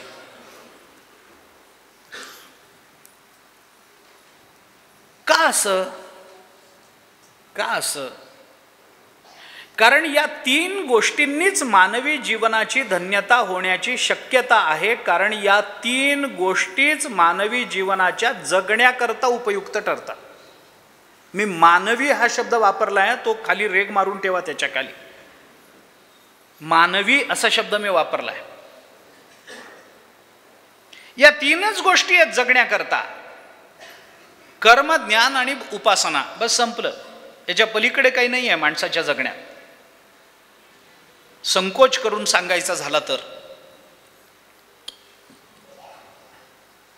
कर्म अपरिहार्यतेने करावं लागतं. नहि कश्चित क्षणमपि जातु तिष्ठत्य कर्मकृत कार्यते ह्यवशः कर्म सर्व प्रकृतिजैर्गुणैः. गीता बोलते, विस्तार करत नाही. पुष्कळ विचार त्याच्यामध्ये सांगण्यासारखा आहे. सर्व प्रकृतिजैर्गुणैः. आपण सगळेजण प्रकृतीनं बद्ध झालेलो आहोत आणि जिथे जिथे प्रकृती आहे तिथे तिथे कर्म अटळ आहे. संग जव प्रकृतीचा त्याग न घडे कर्माचा, ऐसियाही करू म्हणती तयाचा आग्रहोची उरे. देहाला यायचं, प्रकृतीचा संग, मायेचा संग घ्यायचा, शक्तीचा संग घ्यायचा, पण कर्म करत नाही म्हणायचं. ज्ञानेश्वर महाराज म्हणतात तो आग्रहोची उरे. त्या आग्रहाला फलित नाही काही. काही काही आग्रह असे असतात, काही काही आग्रह असे असावे लागतात की ज्याची फलश्रुती पदरात पडेल. मनुष्य आग्रह करतो, अट्टहास करतो असं म्हणू आपण. काही काही अट्टहास असावेत ज्याच्याने आम्हाला आमची काही फलश्रुती पदरात पडेल. विद्यार्थ्यांनी पहिलं येण्याकरता अट्टहास करावा ना. ह्याच्यात काय प्रतिबंध, काय अडचण आहे? नाही, पहिला येत कसा नाही, येऊनच दाखवेन, अट्टहासाने पहिलं यावं, मान्य आहे. ज्ञानेश्वरी पाठ होत कशी नाही, करूनच दाखवेन, अट्टहास करावा ना.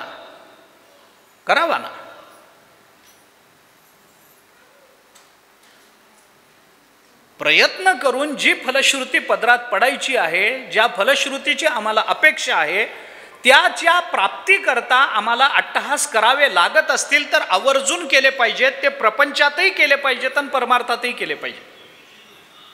चांगला अट्टहास याचसाठी केला होता अट्टहास. कशा करता? शेवटचा दिस गोड व्हावा, आता निश्चिंतीने पावलो विसावा, खुंटलिया धावा तृष्णेचिया. तुकाराम महाराज बोलून दाखवता. याचसाठी केला होता अट्टहास. हो, केला होता, आग्रह केला होता, अट्टहास केला होता, हट्ट धरला होता. असंच झालं पाहिजे, झालंच पाहिजे. अट्टहास करणं म्हणजे काय? असंच झालं पाहिजे, याच्यात किंचितही तीळ मात्र इकडचं तिकडं व्हायला भाग नाही आहे. तो अट्टहास असतो, तो आग्रह असतो. पण सगळेच अट्टहास, सगळेच आग्रह हे चांगले असतातच असं नाही. त्याच्यातून काही फल पदरात पडतंच असं नाही. उगीचच अट्टहास करायचा, त्याच्यात वेळ वाया जातो, बुद्धी वाया जाते, परिश्रम होतात. याच्या पलीकडे आपल्या पदरात काही पडत नाही. ज्ञानेश्वर महाराज म्हणतात, संग जव प्रकृतीचा त्याग न घडे कर्माचा. मग प्रकृतीचा संग घेऊनही कर्माचा त्याग करीन असं जर कोणी म्हणत असेल तर आग्रहोची उरे. ऐसियाही करू म्हणती तयाचा आग्रहोची उरे. मग तो अट्टहास आहे विनाकार. फल काय? काही नाही. असं होतच नाही म्हणल्यानंतर कशाला अट्टहास करायचं? एका माणसाने मला विचारलं, गाईचं दूध कोणत्या रंगाचं असतं? मी म्हणलं पांढऱ्या.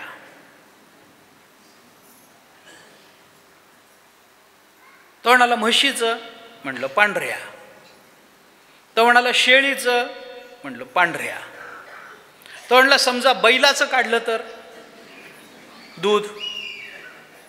मी म्हणलं बैलाचं दूध निघत नाही. तो म्हणला ते मलाही माहिती आहे, पण समजा काढलं तर? म्हटलं निघत नाही, बैलाचं दूध निघत नसतं, बैलाला दूध नसतं. बैल कसा दूध देईल? तो म्हटला ते मलाही माहिती हो, तुम्ही काय मला नवीन सांगता? मलाही माहिती आहे बैलाला दूध निघत नाही, पण समजा काढलं तर? आता किती रात्रभर हेच प्रश्न चालू राहतील ना. अट्टहासच आहे ना नुसतं, आग्रह आहे. फलात पदरात काय पडलं फल? शेवटी पुष्कळ वेळ झाल्यानंतर मी त्याला सांगितलं बैलाचं दूध निळं असतं. तोंडला असं कसं? म्हणलं काढून बघ. तोंडला निघतच नाही. म्हणलं हेच सांगतोय ना तुला मगापासून निघत नाही म्हणून. मग कशा करता अट्टहास करायचा हा? कशा करता? याच्यातून पदरात काय पडलं? हातात काय लागलं? कशा करता हा अट्टहास आहे? ते बादशहाने विचारलं एकदा बिरबलाला. बिरबलाकडे काही कार्यक्रम होता, एकादशी होती. त्याने काय आषाढी कार्तिकी काय एकादशीची सुट्टी मागितली. ते बादशहाला काय माहिती एकादशी काय ते? एकादशी माहिती नसणारे पुष्कळ बादशाह आहेत, अजूनही आहेत. त्यांना अजून एकादशी बादशहाच आहेत. त्यांना विचारलं कशा करताय तुला सुट्टी? म्हणे एकादशी आहे. एकादशीला काय असतं? मग त्यांनी सांगितलं असा उपास असतो, असं भजन असतं, कीर्तन असतं, अमुक रात्रभर जागर करतो आम्ही, अमुक आहे तमुक आहे. तो म्हणला मागे एकदा तू उपास आहे म्हणून सुट्टी घेतली होती. तो म्हणला ती चतुर्थी आहे. मग चतुर्थी आणि एकादशीमध्ये फरक काय? तर बादशाला काय सांगायचं? तो म्हणलं काय फरक आहे? चतुर्थी गणपतीची असते, एकादशी पांडुरंगाची असते. चतुर्थी सोडावी लागते, एकादशी सोडता येत नाही. चंद्रोदयाला चतुर्थी सोडतो आपण, उपास संपतो. एकादशीचा उपास त्या दिवशी संपत नाही, पारणा दुसऱ्या दिवशी असते. बादशाला थोडं ते कळेल. जे चतुर्थीचा उपास सोडायचा आणि एकादशीचा सोडायचा नाही. हां, बादशाने त्याला विचारलं समजा एकादशीला चतुर्थी आली तर?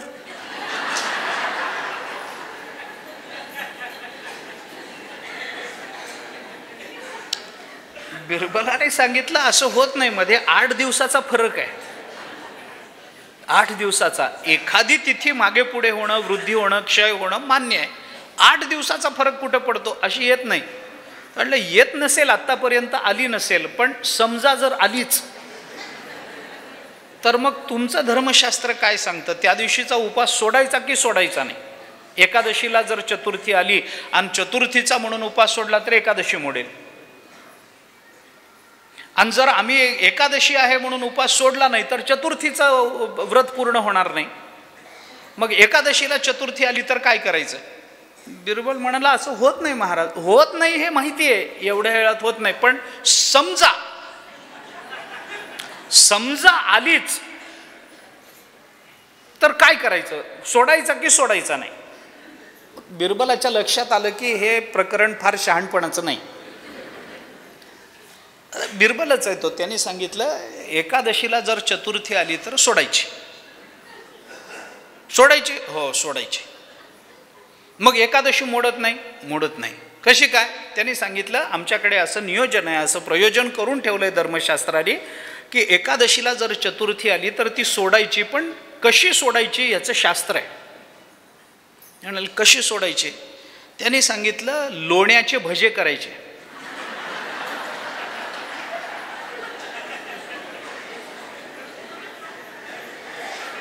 लक्षात आलं?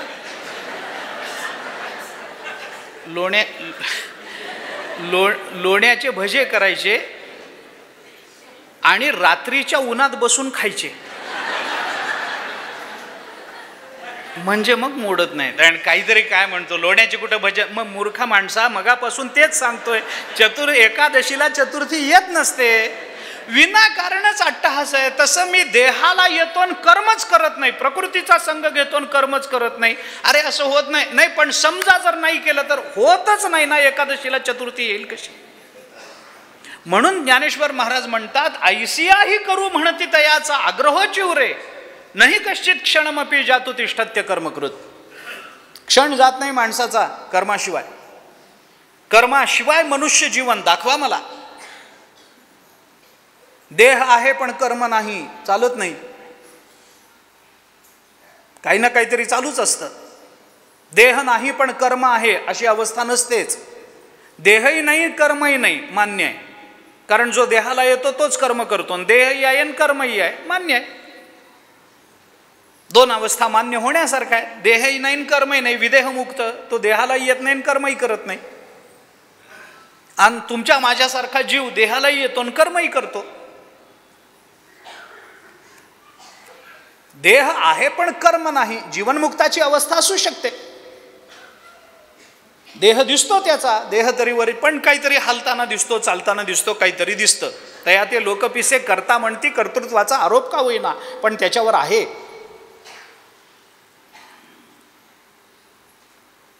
कर्म आम्ही म्हणजे कर्माशिवाय मानवी जीवन तुम्ही कल्पनाच करू शकणार नाही. ज्ञानाशिवाय मानवी जीवन तुम्ही कल्पनाच करू शकणार नाही.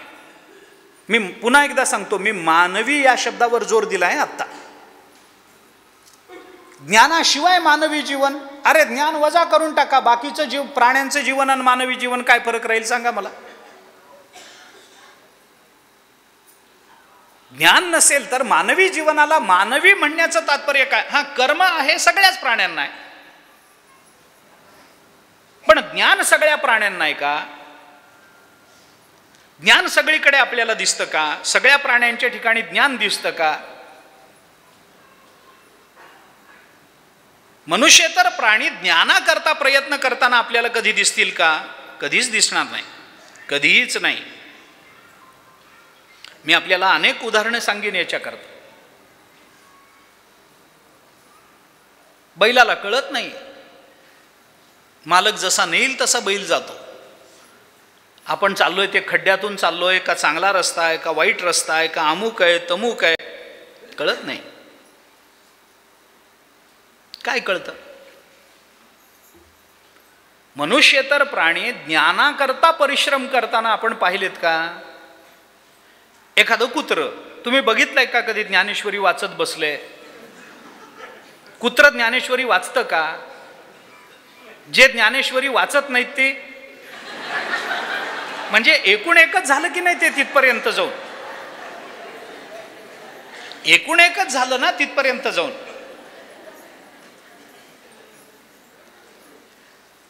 जाणून घेण्याची इच्छा असते की नाही? जाऊ द्या, ज्ञान हा शब्द सोडून द्या आपण, पण जाणून घेण्याची इच्छा आहे. भले जाणीवेच्या विषयाशी आपला संबंध आहे किंवा नाही हा मुद्दा नाही, जाणीवेच्या प्रेरणा जाग्या आहेत की नाही एवढंच मला विचारायचं आहे. जाणीवेचा विषय आमच्याशी संबंधित आहे नाही आम्हाला माहिती नाही, आम्ही त्याच्याबद्दल आता चर्चाही करणार नाही. काही ते ह्याचं युद्ध, युक्रेनचं युद्ध चालू आहे. माणसं काय झालं हो त्याचं? तुला काय करायचंय? तुझी भाकरी बंद पडली का इथं? तुझ्या जीवनावर त्याचा प्रत्यक्ष परिणाम झालाय का? तुला आमंत्रण दिलंय का? असेल तसे निघून या हातात तलवार घेऊन म्हणून. तिथं तुझे कोणी नातेवाईक अडकलेत का? काही नाही. मग कशा करता? सहज उगीच विचारावं वाटलं म्हणून विचारायचं. कुणामध्ये तरी काहीतरी युद्ध चालू आहे, त्याचा प्रत्यक्ष माझ्या जीवनाशी प्रत्यक्षत्वानं संबंध नाही, तरी मला हे वाटतं ना की काय झालं हे जाणून घेतलं पाहिजे. सकाळी उठल्याबरोबर वर्तमानपत्र बघायची धडपड मरमर का? आता बंद पडलं ते. आता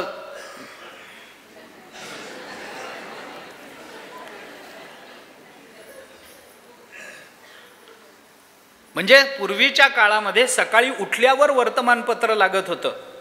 आता तेवढ्या करताच मोबाईल बघता यावा म्हणून लवकर उठतात. त्याच्यावरच आहे सगळं.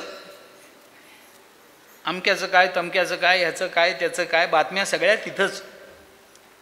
पण वर्तमानपत्र हातात आलं की माणसाला वाचावं वाटतं की नाही? बरं, या जाणीवेच्या प्रेरणा आपल्या जीवनामध्ये किती खोलवर रुजले आहेत मी काय सांगू आपल्याला. अहो, रस्त्यावर वर्तमानपत्रामध्ये चुरमुरे बांधून घेतले तरी आपण त्याच्यावरची बातमी वाचून मग टाकून देतो. काय गरज आहे? ते असेल गेल्या 2 महिन्यापूर्वीच आहे, पण माणूस उगीच वाचतो की नाही? काय मिळतं काय त्याला वाचून सांगा ना. समोर अक्षरं दिसली म्हणजे वाचलंच पाहिजे असं बंधन आहे काय? नाही ना. मग आम्हाला का वाचावं वाटतं? काही रस्त्यावर कुठे काही आपण काही घेतलं, एखादा पुडा बांधून दिला, फुलं घेतली, काही पुढं काढून ठेवली की तेवढंच कागद वाचत बसतो. त्याच्याने काय तुला ब्रह्मज्ञान होणार आहे का? त्याच्याने तुला PhD मिळणार आहे का? काही फार मोठं ज्ञान तुला त्याच्यातून होणार आहे का? नवीन बातम्या कळणार आहेत? काही नाही. 4-2 महिन्यापूर्वीचं वर्तमानपत्र असतं, पण तुकडा जरी मिळाला तरी मनुष्य ते वाचत बसतो. सकाळी उठलं की वाचावं वाटतं. काय झालं मुंबईला, अमुक काय झालं, तमुक काय झालं, कुठून किती निघाले आणि कुठं गेले. अरे काय करायचंय? काय करायचंय? काय कोणत्या पक्षातून कोण फुटलं आणि कोणत्या पक्षात गेलं? हे फुटले म्हणे, हो तुला सांगूनच फुटणार होते पण तू समोर नव्हतास म्हणून तसेच फुटले. आता काय करावं याला सांगा मला. बरं, हे गैर आहे का? आता ह्याच्याही पुढे बोलतो मी. हे जी आम्हाला कळावं असं जे वाटत राहतं ते गैर आहे का? अरे ते जर न वाटलं तर कुत्र्या मांजऱ्यामध्ये आणि आमच्यामध्ये काय फरक आहे? ते गैर आहे का? मला हे कळून घ्यावं वाटलं, जाणवून घ्यावं वाटलं असं वाटणं गैर आहे का? मला सांगा ना. नाही, काही गैर नाही. पण तरी आम्हाला वाटतं की आम्हाला न कळलं तरी आम्हाला कानावर पडलं की समाधान मिळतं, डोळ्याला दिसलं की समाधान मिळतं. आता बऱ्याच वेळेला आपण समोरच आहात डॉक्टर, एखाद्या वेळेला ऑपरेशनच्या वेळेला ते डॉक्टर येऊन आधी सांगतात की आम्ही असं ऑपरेशन करणार आहेत, असं होणार आहे, तसं होणार आहे, हा धोका याच्यामध्ये असू शकतो, ही निश्चिती याच्यामध्ये असू शकते, नक्की असा परिणाम होईल, असं होईल किंवा नाही माहिती नाही, पण आपल्याला हे करावं लागणार आहे. आपण सांगतो की नाही? ते सगळे ऑपरेशनची रीती सांगतात. आपल्याला काय कळतं? काही कळत नाही, पण बरं वाटतं की नाही? डॉक्टरांनी सांगितलं हा सगळं, तुला काय कळलं? काही कळलं नाही. तरी पण मला वाटतं सांगून मला केलं ना, मला जाणीवेची मला एवढंच बोलायचं. मला ते गैर आहे असं म्हणायचं नाही आहे, कारण ह्याच्यावर जीवन चालतं, ह्याच्यावर आपण मानव आहोत हे सिद्ध होतं. याच्याकरता म्हणून माझा आग्रह आहे, आपण माणूस आहोत हे सिद्ध होतं. येशाम न विद्या न तपो न दानम ज्ञानम न शीलम. आता हे सगळंच किती सांगू मी आपल्याला. ज्ञानम न शीलम न तपो न धर्महा ते मृत्युलोके भुवी भारभूता मनुष्य रूपेण मृगाश्चरंती. ज्याच्या जीवनामध्ये तप नाही, ज्याच्या जीवनामध्ये ज्ञान नाही, ज्याच्या जीवनामध्ये शील नाही, ज्याच्या जीवनामध्ये आचरण नाही, ज्याच्या जीवनामध्ये धर्म नाही, अरे मग काय त्या माणसाच्या रूपानं जनावरच जगतायत. मनुष्य रूपेण मृगाश्चरंती. तुकाराम महाराजांनी तर त्याच्या पुढे जाऊन सांगितलंय, अशी जर माणसं असतील ना तर पूस नाही पायचारी मनुष्य परी कुत्रीती. फक्त त्याला शेपूट नाही, 4 पाय नाहीत, एवढंच आहे. आम्हाला जर जाणीवच नसेल, आम्हाला जर काही समजूनच घ्यायचं नसेल, कसं शक्य? आम्ही माणूस म्हणून कसे सिद्ध होऊ?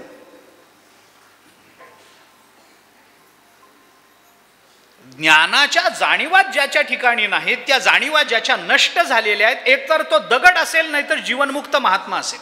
दोनच शक्यता आहे. जीवनमुक्त महात्म्याला नवीन काही जाणायचं नसतं, काही जाणूनच घ्यायचं नसतं, कारण जे जाणायचं होतं ते जाणलेलं आहे. आता जाणण्यासारखं त्याच्याकडे काही राहिलेलंच नाही आहे. दगडालाही काही जाणायचं नाही. हे असं का झालं ते तसं का झालं हे कोणी विचारत नाही.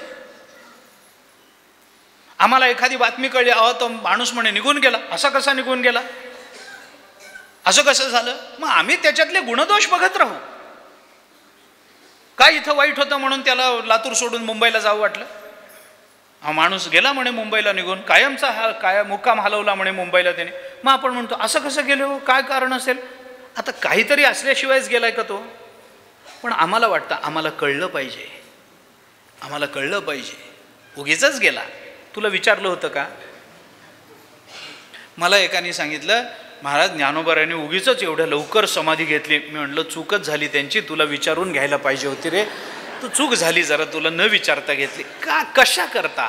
पण आम्हाला ते जाणून घ्यायचं असतं, आध्यात्मिक दृष्टीनंही आणि प्रापंचिक दृष्टीनंही. आळंदीला जाऊन आलेले लोक तरी सुद्धा मनामध्ये कुठेतरी विचारतात, खरंच माऊली असतील का खाली बसलेले? आहेत ना. कशावरून? सगळ्या संतांनी सांगितलंय म्हणून. पण आम्हाला ते जाणून घ्यायचं असतं, आम्हाला जाणून घ्यायचं असतं. आम्हाला वाटतं हे आम्हाला कळलं पाहिजे, आम्हाला हे निश्चित झालं पाहिजे. म्हणून त्या योग वासिष्ठामध्ये रामचंद्र प्रभूंना उपदेश करताना वसिष्ठांनी असं सांगितलंय, ज्ञानवान एव सुखवान, ज्ञानवान एव जीवती, ज्ञानवान एव बलवान, तस्मात ज्ञानमयो भव. वसिष्ठ सांगतात, रामा, ज्ञानवान जो असतो तोच सुखी होतो, ज्याला ज्ञान आहे तोच जगल्यासारखा आहे, नाहीतर काही उपयोगाचा नाही. जन्माला यायचं, ज्ञान करून घ्यायचं नाही, काही जाणून घ्यायचं नाही, काही आपल्या प्रेरणा जाग्या ठेवायच्या नाहीत, मग माणूस म्हणून जन्माला कशाला आला असतो? म्हणजे जसं कर्मावर मानवी जीवन अवलंबून आहे तसं ज्ञानावरही अवलंबून आहे, आणि जसं ज्ञानावर अवलंबून आहे तसं ते भक्तीवरही अवलंबून आहे. आपण विचार करा, भक्तीशिवाय सुद्धा माणूस नाही. एकनाथ महाराजांचं प्रत्यक्ष प्रमाण आहे, भक्तिवीण पशु कशासी वाढला, सटविने नेला नाही कैसा. नाथ महाराज हरिपाठामध्ये प्रत्यक्ष स्पष्ट बोलतात, भक्तिवीण असं जिथं येतं तिथं मनुष्यत्व नाही, पशु असा शब्द संत वापरतात. म्हणून ज्ञानोबारायांना हे भगवंताच्या मुखातून सुरुवातीला बोलावं लागलं ज्ञानेश्वरीच्या, मनुष्य जात सकळ स्वभावताच भजनशीळ, झाले असती केवळ माझ्याचे. मनुष्य जात, भक्तिवीण पशु कशा, जिथं भक्तिवीण म्हणलं की पशु येतो, पण भक्ती सह म्हणलं की मनुष्य येतो. अन्वय व्यतिरेक दोन्ही लक्षात घ्या. आपण भक्ती नाही तो माणूस नाही, भावना नाही तो माणूस नाही, भावनांचं समर्पण नाही तर माणूस नाही. भावना सगळ्यांनाच आहेत. प्राण्यांना काय भावना नसतात का? कुत्र्याला सुद्धा भावना आहे. आपला मालक आला की कुत्र शेपूट हलवतो. जशी कुत्र्याला भावना असते तशी माणसालाही भावना असतं. माणूस सुद्धा मालकीण दिसली की शेपूट हलवतोच, कुत्र मालक दिसल्यावर हलवतो, एवढाच फरक आहे.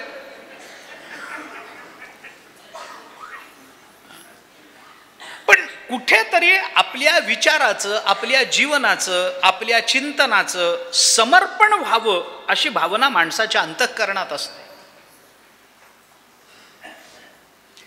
कुत्र्याच्या, मनुष्यतर प्राण्यांच्या ज्या भावना आहेत त्या भावना स्वार्थी भावना आहेत, हे लक्षात ठेवा. परार्थी नाही आहेत त्या. तुलना करून मी वेळ घेत नाही आपला, परंतु ज्या भावनांची चर्चा आम्हाला वेदांनी करून दिलेली आहे, संत वाङ्मयांनी केलेली आहे, त्याच्यातल्या ज्या भक्तियोग उपासना असं म्हणू आपण त्याला, उपासना ही उपासनेची भावना. अरे मनुष्य जगतो उपासनेवर, उपासना नाही तर तो मनुष्य नाही. हां, तो देवासमोर बसत नसेल, मी मान्य करतो. तो देव नावाचं काही तत्व मान्य करत नसेल, मान्य करतो. आपण बरं, आपलं ऑफिस बरं, ऑफिसमध्ये जाऊन अत्यंत प्रामाणिकपणाने तो काम करतो, ती उपासनाच आहे ना हो. नाही कोण म्हणतं त्याला? मानत नसेल, देव नावाची काही मूर्ती मानत नसेल, तत्व मानत नसेल, त्याला आध्यात्मिक काही ओढ नसेल, त्याला ज्ञानेश्वरी वाचायची नसेल, काही करायचं नसेल, मी सगळं एक वेळ मान्य करतो, पण त्याच्या अंतःकरणात उपासनेची भावना नाही हे मान्य करत नाही. कोण आहे असा सांगा ना? प्रत्येकाच्या अंतःकरणामध्ये काही ना काहीतरी भावना आहेत. त्या भावना व्यक्त करण्याची त्याला गरज वाटते, व्यक्त करण्याचं सामर्थ्य त्याच्या ठिकाणी आहे. कर्मही पाहिजे, ज्ञानही पाहिजे, भक्तीही पाहिजे. या तिन्ही गोष्टीतलं एक जरी नसलं तरी आपलं मनुष्यत्व सिद्ध होत नाही. कर्म आणि भक्ती आहे पण ज्ञान नाही तरी चालत नाही. ज्ञान भक्ती आहे पण कर्म नाही, चालत नाही. भक्ती आणि कर्म आहे, ज्ञान नाही, चालत नाही. कर्म ज्ञान आहे, भक्ती नाही, चालत नाही. आम्हाला या तिन्ही गोष्टी लागतात. पण मग तिन्ही गोष्टी जर लागत असतील तर या तिन्ही गोष्टीचं चिंतन आमच्या जीवनामध्ये करताना ते कोणत्या पद्धतीनं केलं पाहिजे याचा विचार आहे. असं आपण नाही करू शकत. ऐका की वयाच्या 25 वर्षापर्यंत मी कर्म करीन, 25 ते 50 मध्ये ज्ञान आणि 50 ते 75 मध्ये भक्ती, असं नाही ठरवतायत, असं नाही करतायत. मग जेव्हा भक्ती करायची तेव्हा कर्म करायचं नाही का? जेव्हा काय 25 ते 50 मध्ये ज्ञानाकरता प्रयत्न करायचे तेव्हा कर्म करायचं नाही का? कर्म नाही केलं तर ज्ञान होईल कसं? असं नाही करतायत. इथून इतकं इतकं, इथून तितकं तितकं, तिथून ते असं, ते ज्याला इंग्रजीमध्ये वॉटर टाईट कंपार्टमेंट्स म्हणतात की नाही, असं आपल्याला नाही करता येत की इकडचं तिकडं जाऊ देणार नाही. म्हणून या ज्ञान, कर्म आणि उपासना किंवा भक्ती यांचा विचार करत असताना भारतीय आध्यात्मिक संस्कृतीने याच्या 2 पद्धतीनं या 3 तत्वांची मांडणी केलेली आपल्याला दिसते. 3 तत्वांची मांडणी आहे, ज्ञान, कर्म आणि उपासना. यांची मांडणी कशी करायची, कोणत्या पद्धतीनं करायची? 2 पद्धतीनं त्याचा विचार आपल्याकडे मांडला जातो. मी एकूण सकल विचाराचा परामर्श घेतोय आता. 2 पद्धतीनं त्याची मांडणी असते. एक मांडणी असते समन्वयाची. मी दोन्ही भूमिका आपल्याला सांगतो. ज्याचा मला आत्ता स्वतंत्रतेनं विचार करायचा आहे ती मांडणी आहे समन्वयाची. समन्वय करता आला पाहिजे. आणि दुसरी मांडणी आहे समुच्चयाची. समुच्चय आणि समन्वय असे 2 शब्द, 2 संकल्पना आपल्याकडे येतात. कशा करता येतात? साधनांच्या संबंधाने येतात, उपासनेच्या संबंधाने येतात, ज्ञानाच्या संबंधाने येतात. पण एकापेक्षा जास्त साधनांची आवश्यकता जेव्हा निर्माण होत असते, एकापेक्षा जास्त साधनांची अपरिहार्यता जेव्हा जीवनामध्ये असते, त्याच वेळेला या 2 पद्धतीनं विचार मांडले जात असतात. जन्माला आलेला प्रत्येक जीव फक्त आणि फक्त ज्ञानच संपादन करण्याकरता आहे, कर्माचा त्याचा संबंध नाही, भक्तीचा त्याचा संबंध नाही, असा जर विचार जन्माला आला असता तर आपल्याला ना समुच्चयाची गरज पडली असती ना समन्वयाची. समन्वय करण्याकरता एकापेक्षा जास्त गोष्टी लागत असतात. एकाच गोष्टीचा त्याच गोष्टीशी समन्वय होत नसतो, त्याच गोष्टीचा त्याच गोष्टीशी समुच्चय होत नसतो. समुच्चय होण्याकरता एकापेक्षा जास्त साधनांची आवश्यकता आहे, समन्वयाकरता एकापेक्षा जास्त साधनांची आवश्यकता आहे. आणि आपल्याकडे एकापेक्षा जास्त नाही 3 गोष्टींची आवश्यकता नाही, अपरिहार्यता आहे. कर्माची अपरिहार्यता आहे, ज्ञानाची अपरिहार्यता आहे, भक्तीची अपरिहार्यता आहे. जीवाचं हे स्वरूप आहे, लक्षात घ्या आपण. म्हणून एका वाक्यामध्ये जीवाची जर व्याख्या करायची झाली तर मी अशी करेन: कर्माची अगतिकता, ज्ञानाची गरज आणि भक्ती हा ज्याचा स्वभाव आहे त्याला जीव असं म्हणतात. एका वाक्यात मी जीवाची व्याख्या करतो. आपल्याला कर्माची अगतिकता आहे, कर्म केल्याशिवाय आपण राहू शकत नाहीत. ज्ञानाची आपल्याला गरज आहे आणि भक्ती हा आपला स्वभाव आहे. मनुष्य देव नाकारतो का स्वीकारतो हा मुद्दा महत्त्वाचा नाही आहे, त्याच्या अंतःकरणात भक्ती आहे हा मुद्दा आहे. अहो देवच मानला नाही तर भक्ती काय? भक्ती तरीही भक्ती असते, कारण कुठे ना कुठेतरी आपण समर्पित व्हावं असं त्याला वाटतच असतं. ती भक्तीच आहे. समर्पणाची भावना अंतःकरणामध्ये निर्माण होणं ही भक्तीच आहे.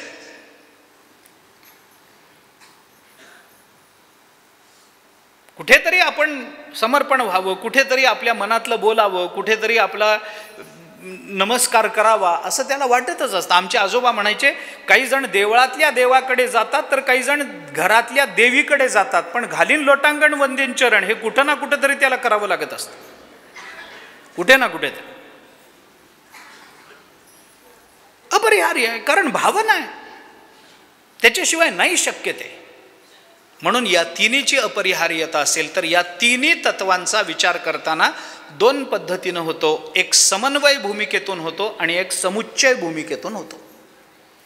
आता काय येते या दोन भूमिका? या दोन भूमिका कशा आहेत? अगदी त्याचा सामान्य विचार सांगून आजच्या पुरता मी थांबतो. समुच्चय कशाला म्हणतात आणि समन्वय कशाला म्हणतात? फार लांबवणार नाही, पण दोन साधनांचा स्वतंत्रतेनं स्वीकार करून त्या दोन साधनांमध्ये कुठलाही संबंध न मानणं पण दोन्हीची अपरिहार्यता स्वीकारणं हा समुच्चय असतो. मी उदाहरणं देतो आपल्याला. आणि दोन साधनांचा स्वीकार करून त्यांच्यामध्ये कुठला ना कुठला तरी जन्यजनक भावसंबंध किंवा कार्यकारण भावसंबंध स्वीकारला जातो आणि दोन्हीचीही अपरिहार्यता स्वीकारली जाते, तिथं समन्वय केला जातो. समन्वयामध्ये जे स्वीकारलं जातं त्याचा अंतर्गत संबंध असतो, समुच्चयामध्ये जे स्वीकारलं जातं त्याचा अंतर्गत संबंध मानला जात नाही. हा दोन्हीतला फरक आहे. उदाहरण सांगतो मी आपल्याला, अगदी सोपी उदाहरणं सांगतो. समुच्चयाकरता आपण पहा, समुच्चयामध्ये काय आहे? दोन साधनं स्वीकारली गेली पण त्याचा अंतर्गत संबंध नाही आहे, तरी दोन्हीची अपरिहार्यता आहे. उदाहरण सांगतो मी आपल्याला. रेल्वे जी धावते ती कशावर धावते? रुळावर धावते. किती रुळ असतात? 2. आता या 2 रुळांवर जी रेल्वे धावते ते 2 रुळ पुढे चालून कुठे एकत्रित येतात? पुढे हे रूळ कुठेतरी एकमेकांना भेटावेत ना, भेटत नाहीत. ते समांतर असतात, एकमेकांना भेटत नाहीत, तरी दोन्हीची आवश्यकता आहे. एका रुळावर रेल्वे धावू शकत नाही. दोन्हीचीही आवश्यकता आहे, तरी दोघांचा आपापतः कुठलाही संबंध येत नाही. म्हणून रेल्वेच्या रुळाप्रमाणे साधन स्वीकारणं हा समुच्चयवाद होतो. ज्ञान ज्ञानाच्या जागी आहे, कर्म कर्माच्या जागी आहे. माणसाला कर्मही पाहिजे, माणसाला ज्ञानही पाहिजे, पण कर्म ज्ञानाचा काहीही संबंध नाही असं मानणारी एक वैचारिक परंपरा आपल्याकडे दिसून येते. ती समुच्चयवादी म्हणवली जाते, त्याला समुच्चय म्हणतात. दोन्ही साधनांचा स्वीकार आहे, दोन्ही साधनांची अपरिहार्यता आहे, पण दोन्ही साधनांचा अंतर्गत संबंध नाही, तो समुच्चयवाद आहे. आणि समन्वयामध्ये दोन्ही साधनांचा स्वीकार आहे, दोन्ही साधनांची अपरिहार्यता आहे, पण दोन्हीमध्ये अंतरंग संबंध आहे. कार्यकारण संबंध असेल, जन्यजनक भावसंबंध कुठला का असेना पण संबंध असेल, साध्य साधन भावसंबंध असेल पण आहे. याच्याकरता उदाहरण देतो आपल्याला. आपण जिना चढून जातो, जिन्याला 10 पायऱ्या आहेत. आपण एकदम 10व्या पायरीवर पाऊल नाही ठेवू शकत. मग आपण काय करतो? पहिल्या पायरीवर, नंतर दुसऱ्या, मग तिसऱ्या, मग चौथ्या, असं करत करत करत 10व्या पायरीवर जातो, मग वरच्या मजल्यावर पोचतो. हा जिना आपण डोळ्यासमोर ठेवा, तोच समन्वयवाद आहे. जिन्यामध्ये काय आहे? मागची पायरी हे पुढच्या पायरीचं साधन आहे आणि पुढची पायरी हे मागच्या पायरीचं साध्य आहे. साध्य साधन भाव झाला सिद्ध. आम्हाला एकदम पुढच्या पायरीवर जाता येत नाही. बर, मागची पायरी नसेल तर पुढच्या पायरीवर जाता येईल का? येणार नाही. पुढची पायरी नसेल तर मागच्या पायरीचा काही उपयोग आहे का?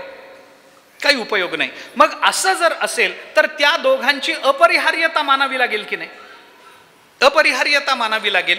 ही अपरिहार्यता दोन्ही साधनांची मानून त्या दोघांमध्येही साध्य साधन भाव आपण ज्या वेळेला स्वीकारतो त्यावेळेला त्याला समन्वयवाद असं म्हणतात.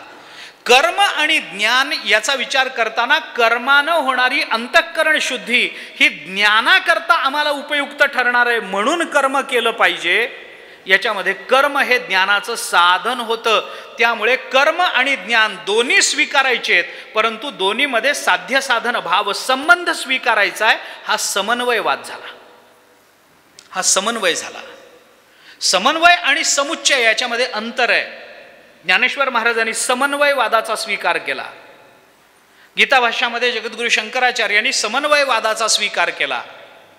बाकीचे जे आचार्य आहेत, आचार्यांना सोडून त्यांनी समुच्चयवादाचा स्वीकार केला आहे. त्यांच्यामध्ये काय मतभेद आहेत किंवा हा आपला मुख्य मुद्दा नाही आहे, पण या दोन्ही विचार परंपरा आपल्याकडे प्रवाहित आहेत हे लक्षात घ्या. या दोन्ही विचार परंपरा आहेत आणि त्या दोन्ही प्रवाहित आहेत. कुणाला वाटतं कर्माचा ज्ञानाचा काही संबंध नाही आहे, पण तरी दोन्ही आवश्यक आहे. कुणाला वाटतं दोन्ही आवश्यक आहेच आहे, पण कर्म करत राहिलो तरच ज्ञानाचा अधिकार आपल्याला प्राप्त होईल. म्हणून कर्म हे ज्ञानाच्या अधिकार सिद्धीचं साधन म्हणून स्वीकारलं जातं आणि ज्ञान हा निष्काम कर्माचरणाचा परिणाम म्हणून, अधिकार सिद्ध परिणाम म्हणून विचारात घ्यावा लागतो. आम्हाला ज्या गोष्टींचा विचार करायचा आहे त्याच्यात कर्मयोगाचा विशेषत्वाने विचार करायचा असेल तर नुसत्या कर्मयोगाचा विचार करता येत नाही. भक्तीला धरूनच कर्माचा विचार करावा लागतो, ज्ञानाला धरूनच कर्माचा विचार आपल्याला करावा लागतो. नुसतं कर्म सांगत गेलो असं होत नाही. त्यामुळे केले कर्म झाले तेच भोगा आले, उपजले मेले ऐसे किती असं जेव्हा म्हटलं जातं तेव्हा ते कर्म कोणतं, कर्म या शब्दाचा अर्थ काय, कर्म का करावं लागतं याचा विचार थोडासा आत्ता आपण करून आलो. पण कर्माचा सगळ्यात मोठी कर्माची अडचण ही आहे की माणूस जेव्हा कर्म करतो तेव्हा त्या कर्माची फलं त्याला अपरिहार्यतेने भोगावी लागतात. हा कर्माचा पहिला सिद्धांत आहे, हे लक्षात घ्या. केले कर्म झाले तेच भोगा आले याच्यातली सूक्ष्मता नंतर, पण कर्म केल्यानंतर त्याचा परिणाम आपल्याला भोगावाच लागतो.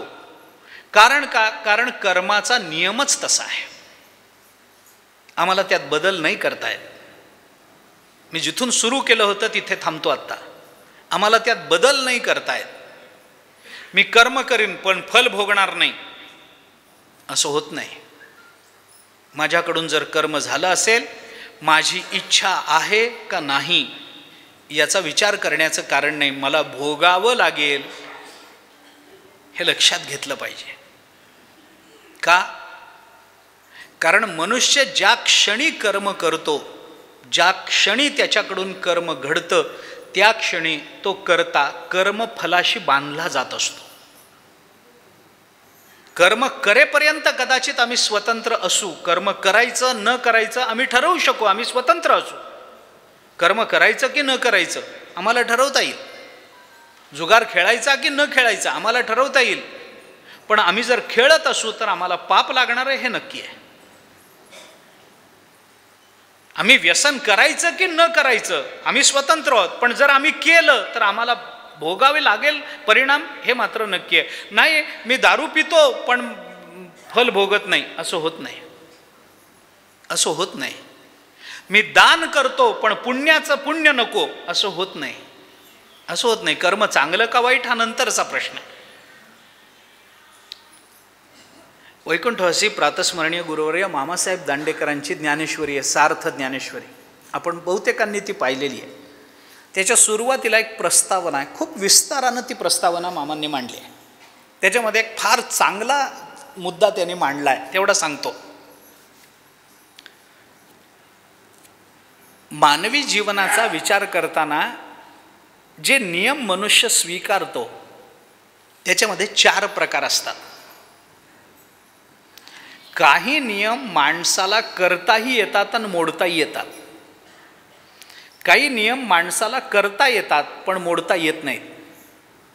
काही नियम माणसाला करता येत नाहीत पण मोडता येतात. आणि काही नियम करताही येत नाहीत आणि मोडताही येत नाहीत. ओके, सामान्य उदाहरणं देत जातो. काही नियम आपल्याला करताही येतात आणि मोडताही येतात. उदाहरण 31 डिसेंबरचे नियम करताही येतात आणि 1 जानेवारीला सकाळी लगेच शाबास मोडताही येतात. आता हे नियम आपण करतोही मोडतोय, त्याच्याकरता प्रवचन करण्याची गरज नाही आहे. काही नियम असे असतात की ते माणसाला करता येतात पण मोडता येत नाहीत. भारतीय संविधान, वकील साहेब, आपलं संविधान, आपला कायदा केला की नाही? केला. मोठ्या लोकांनी केला, महामानवांनी केला, विद्वानांनी केला, हे सगळं खरं आहे. आपल्यापैकीच लोकांनी केला, या देशाकरता केला, मग आपणच केलाय. मोडायला काय हरकत आहे? म्हणून मोडता येतो का? नाही मोडता येत. नाही तर तुरुंगात जावं लागतं, फाशी जावं लागतं, दंड होतो, त्याचा शिक्षा होते त्याची. करता आला कायदा, रस्त्याच्या डाव्या बाजूनी चालावं, कायदा आहे आपल्या देशाचा. चोरी करू नये, आपल्या देशाचा कायदा आहे. सगळ्या देशामध्ये डाव्याच बाजूनी चालावं असा कायदा नाही आहे. बहुतेक देशामध्ये उजव्या बाजूनी वाहनं जातात. म्हणून त्यांचा कायदा आम्हाला आपल्या देशात लावता नाही ना येणार.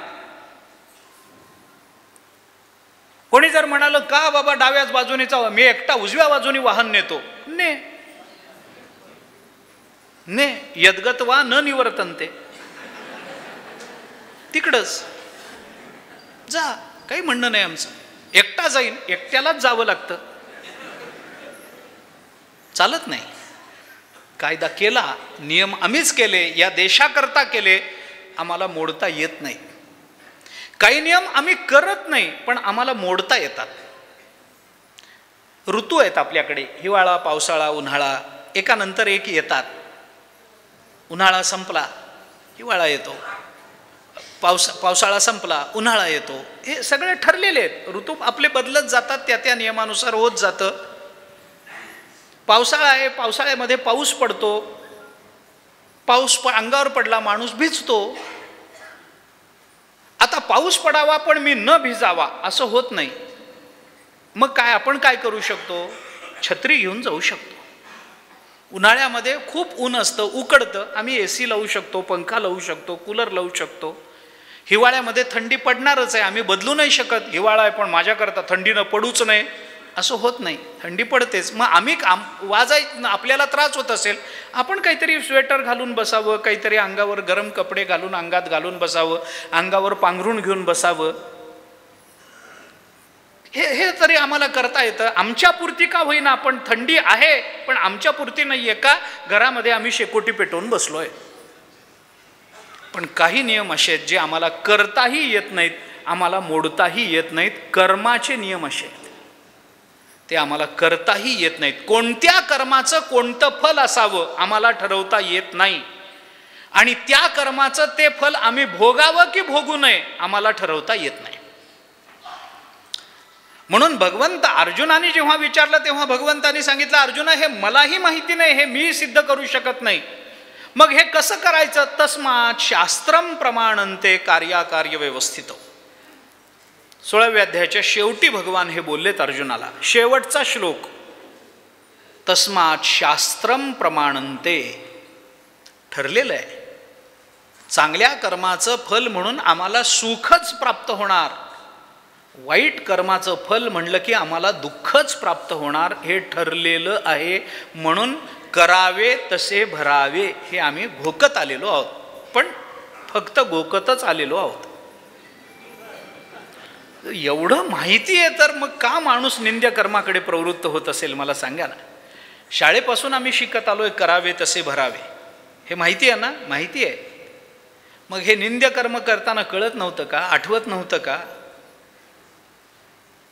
पण होतं, त्याचा विचार नंतर आहे, आता मी तो बोलत नाही. परंतु आम्ही जेव्हा कर्म करतो तेव्हा त्या कर्माची फलं आम्हाला भोगावी लागतात. मग ती कर्माची फलं भोगणं म्हणजे नेमकं काय आहे? कर्म करताना कोणत्या कर्माची फलं भोगावी लागतात, ज्या कर्माची फलं आम्हाला भोगावी लागतात त्या कर्माचं नेमकं स्वरूप काय, आणि ज्या कर्माची फलं आम्हाला भोगावी लागत नाहीत त्या कर्माचं स्वरूप काय. कर्म केलं, कर्मातून काही उत्पन्न होतं, पापपुण्याची उत्पत्ती होते, तर कोणत्या कर्मातून पापपुण्याची उत्पत्ती होते? प्रत्येक कर्मातून पापपुण्याची उत्पत्ती होतेच का? आपण इथे बसला आहात, प्रवचन थोडंसं लांबलं, 1-10 मिनटं, कंटाळा आला, आपण जांभई देतो. जांभईतून पाप निर्माण होतं का पुण्य निर्माण होतं? मनुष्य इथे शिंकला, पाप निर्माण होतं का पुण्य निर्माण होतं? मनुष्याला एकदम काहीतरी खोकला आला, एकदम ठसका लागला, त्याच्यातून पाप निर्माण होतं का पुण्य निर्माण होतं? कुणाला माहिती काय होतं ते सांगता येत नाही. मग पाप निर्माण करणारं कर्म कोणतं, पुण्य निर्माण करणारं कर्म कोणतं? ज्या कर्मातून पापही निर्माण होत नाही आणि पुण्यही निर्माण होत नाही असं कर्म कोणतं? याचा काही विचार आपल्याला त्या संबंधामध्ये करावा लागेल. म्हणून कर्माचं एक शास्त्र आहे, कर्मयोग ज्याला म्हटला जातो, तो भगवद्गीतेने फार मोठ्या प्रमाणामध्ये आपल्यासमोर मांडलेला आहे. जवळजवळ सगळी गीता ज्ञानानं मुक्त होण्याचा उपदेश जरी करत असली तरी गीतेने मांडला आहे, तो मुख्य मांडला तो कर्मयोगच मांडलेला आहे. हे थोडंसं लक्षात घेतलं पाहिजे. म्हणून तर लोकमान्य टिळकांना गीता रहस्याची प्रेरणा का निर्माण झाली? का गीता रहस्यासारखा अद्वितीय ग्रंथ या जगतामध्ये प्रकट झाला? त्याला काही कारण असेल ना. त्या कर्मयोगाचं थोडंसं स्वरूप या निमित्तानं आपल्याला पाहायचं आहे. आजपासून, आता आजचा दिवस तर संपला, पण उद्यापासून 20 तारखेपर्यंत आपल्याला हा विचार बघायचा आहे. उद्या वेळ काय जाहीर करायची?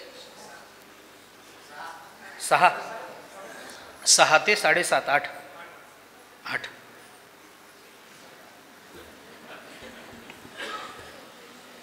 उद्यापासून 5:30ची वेळ जरी जाहीर केलेली असली तरी 6 वाजता उद्याबरोबर आपण भेटणार आहोत.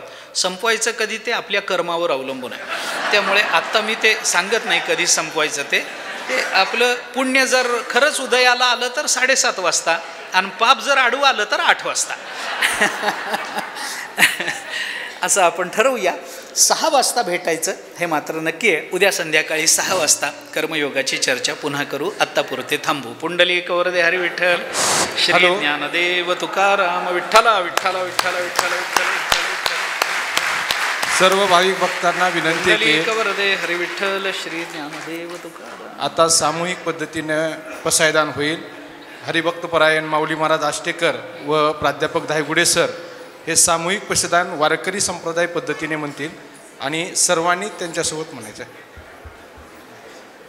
आत्मके देवे येणे वागयज्ञ तोषावे तोषो निमज द्यावे पसाय दान हे जे खळांचे व्यंकटी सांडो तया सत्कर्मी रती वाढो भूता परस्परे घडो मैत्र जीवाचे दुरितांचे तिमिर जावो स्वधर्म सूर्य पावो जो जे वांछिल तो ते लाभो प्राणी जात वर्षात सकळ मंगळी ईश्वरनिष्ठांचे मान दियाळी अनवरत भूमंडळी भेटतो तया भूता चला कल्पतरुचे आरव चेतना चिंता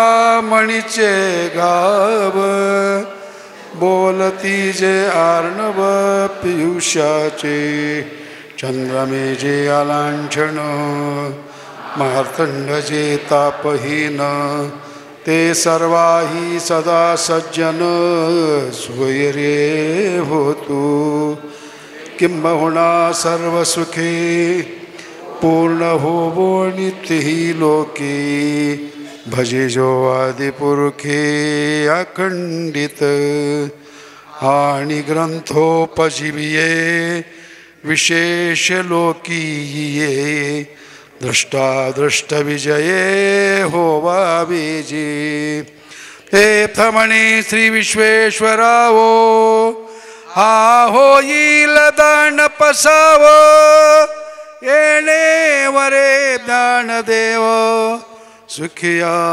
झाला सुखिया झाला सुखिया झाला. पुंडलिक वरदे हरी विठ्ठल. श्री ज्ञानदेव तुकाराम.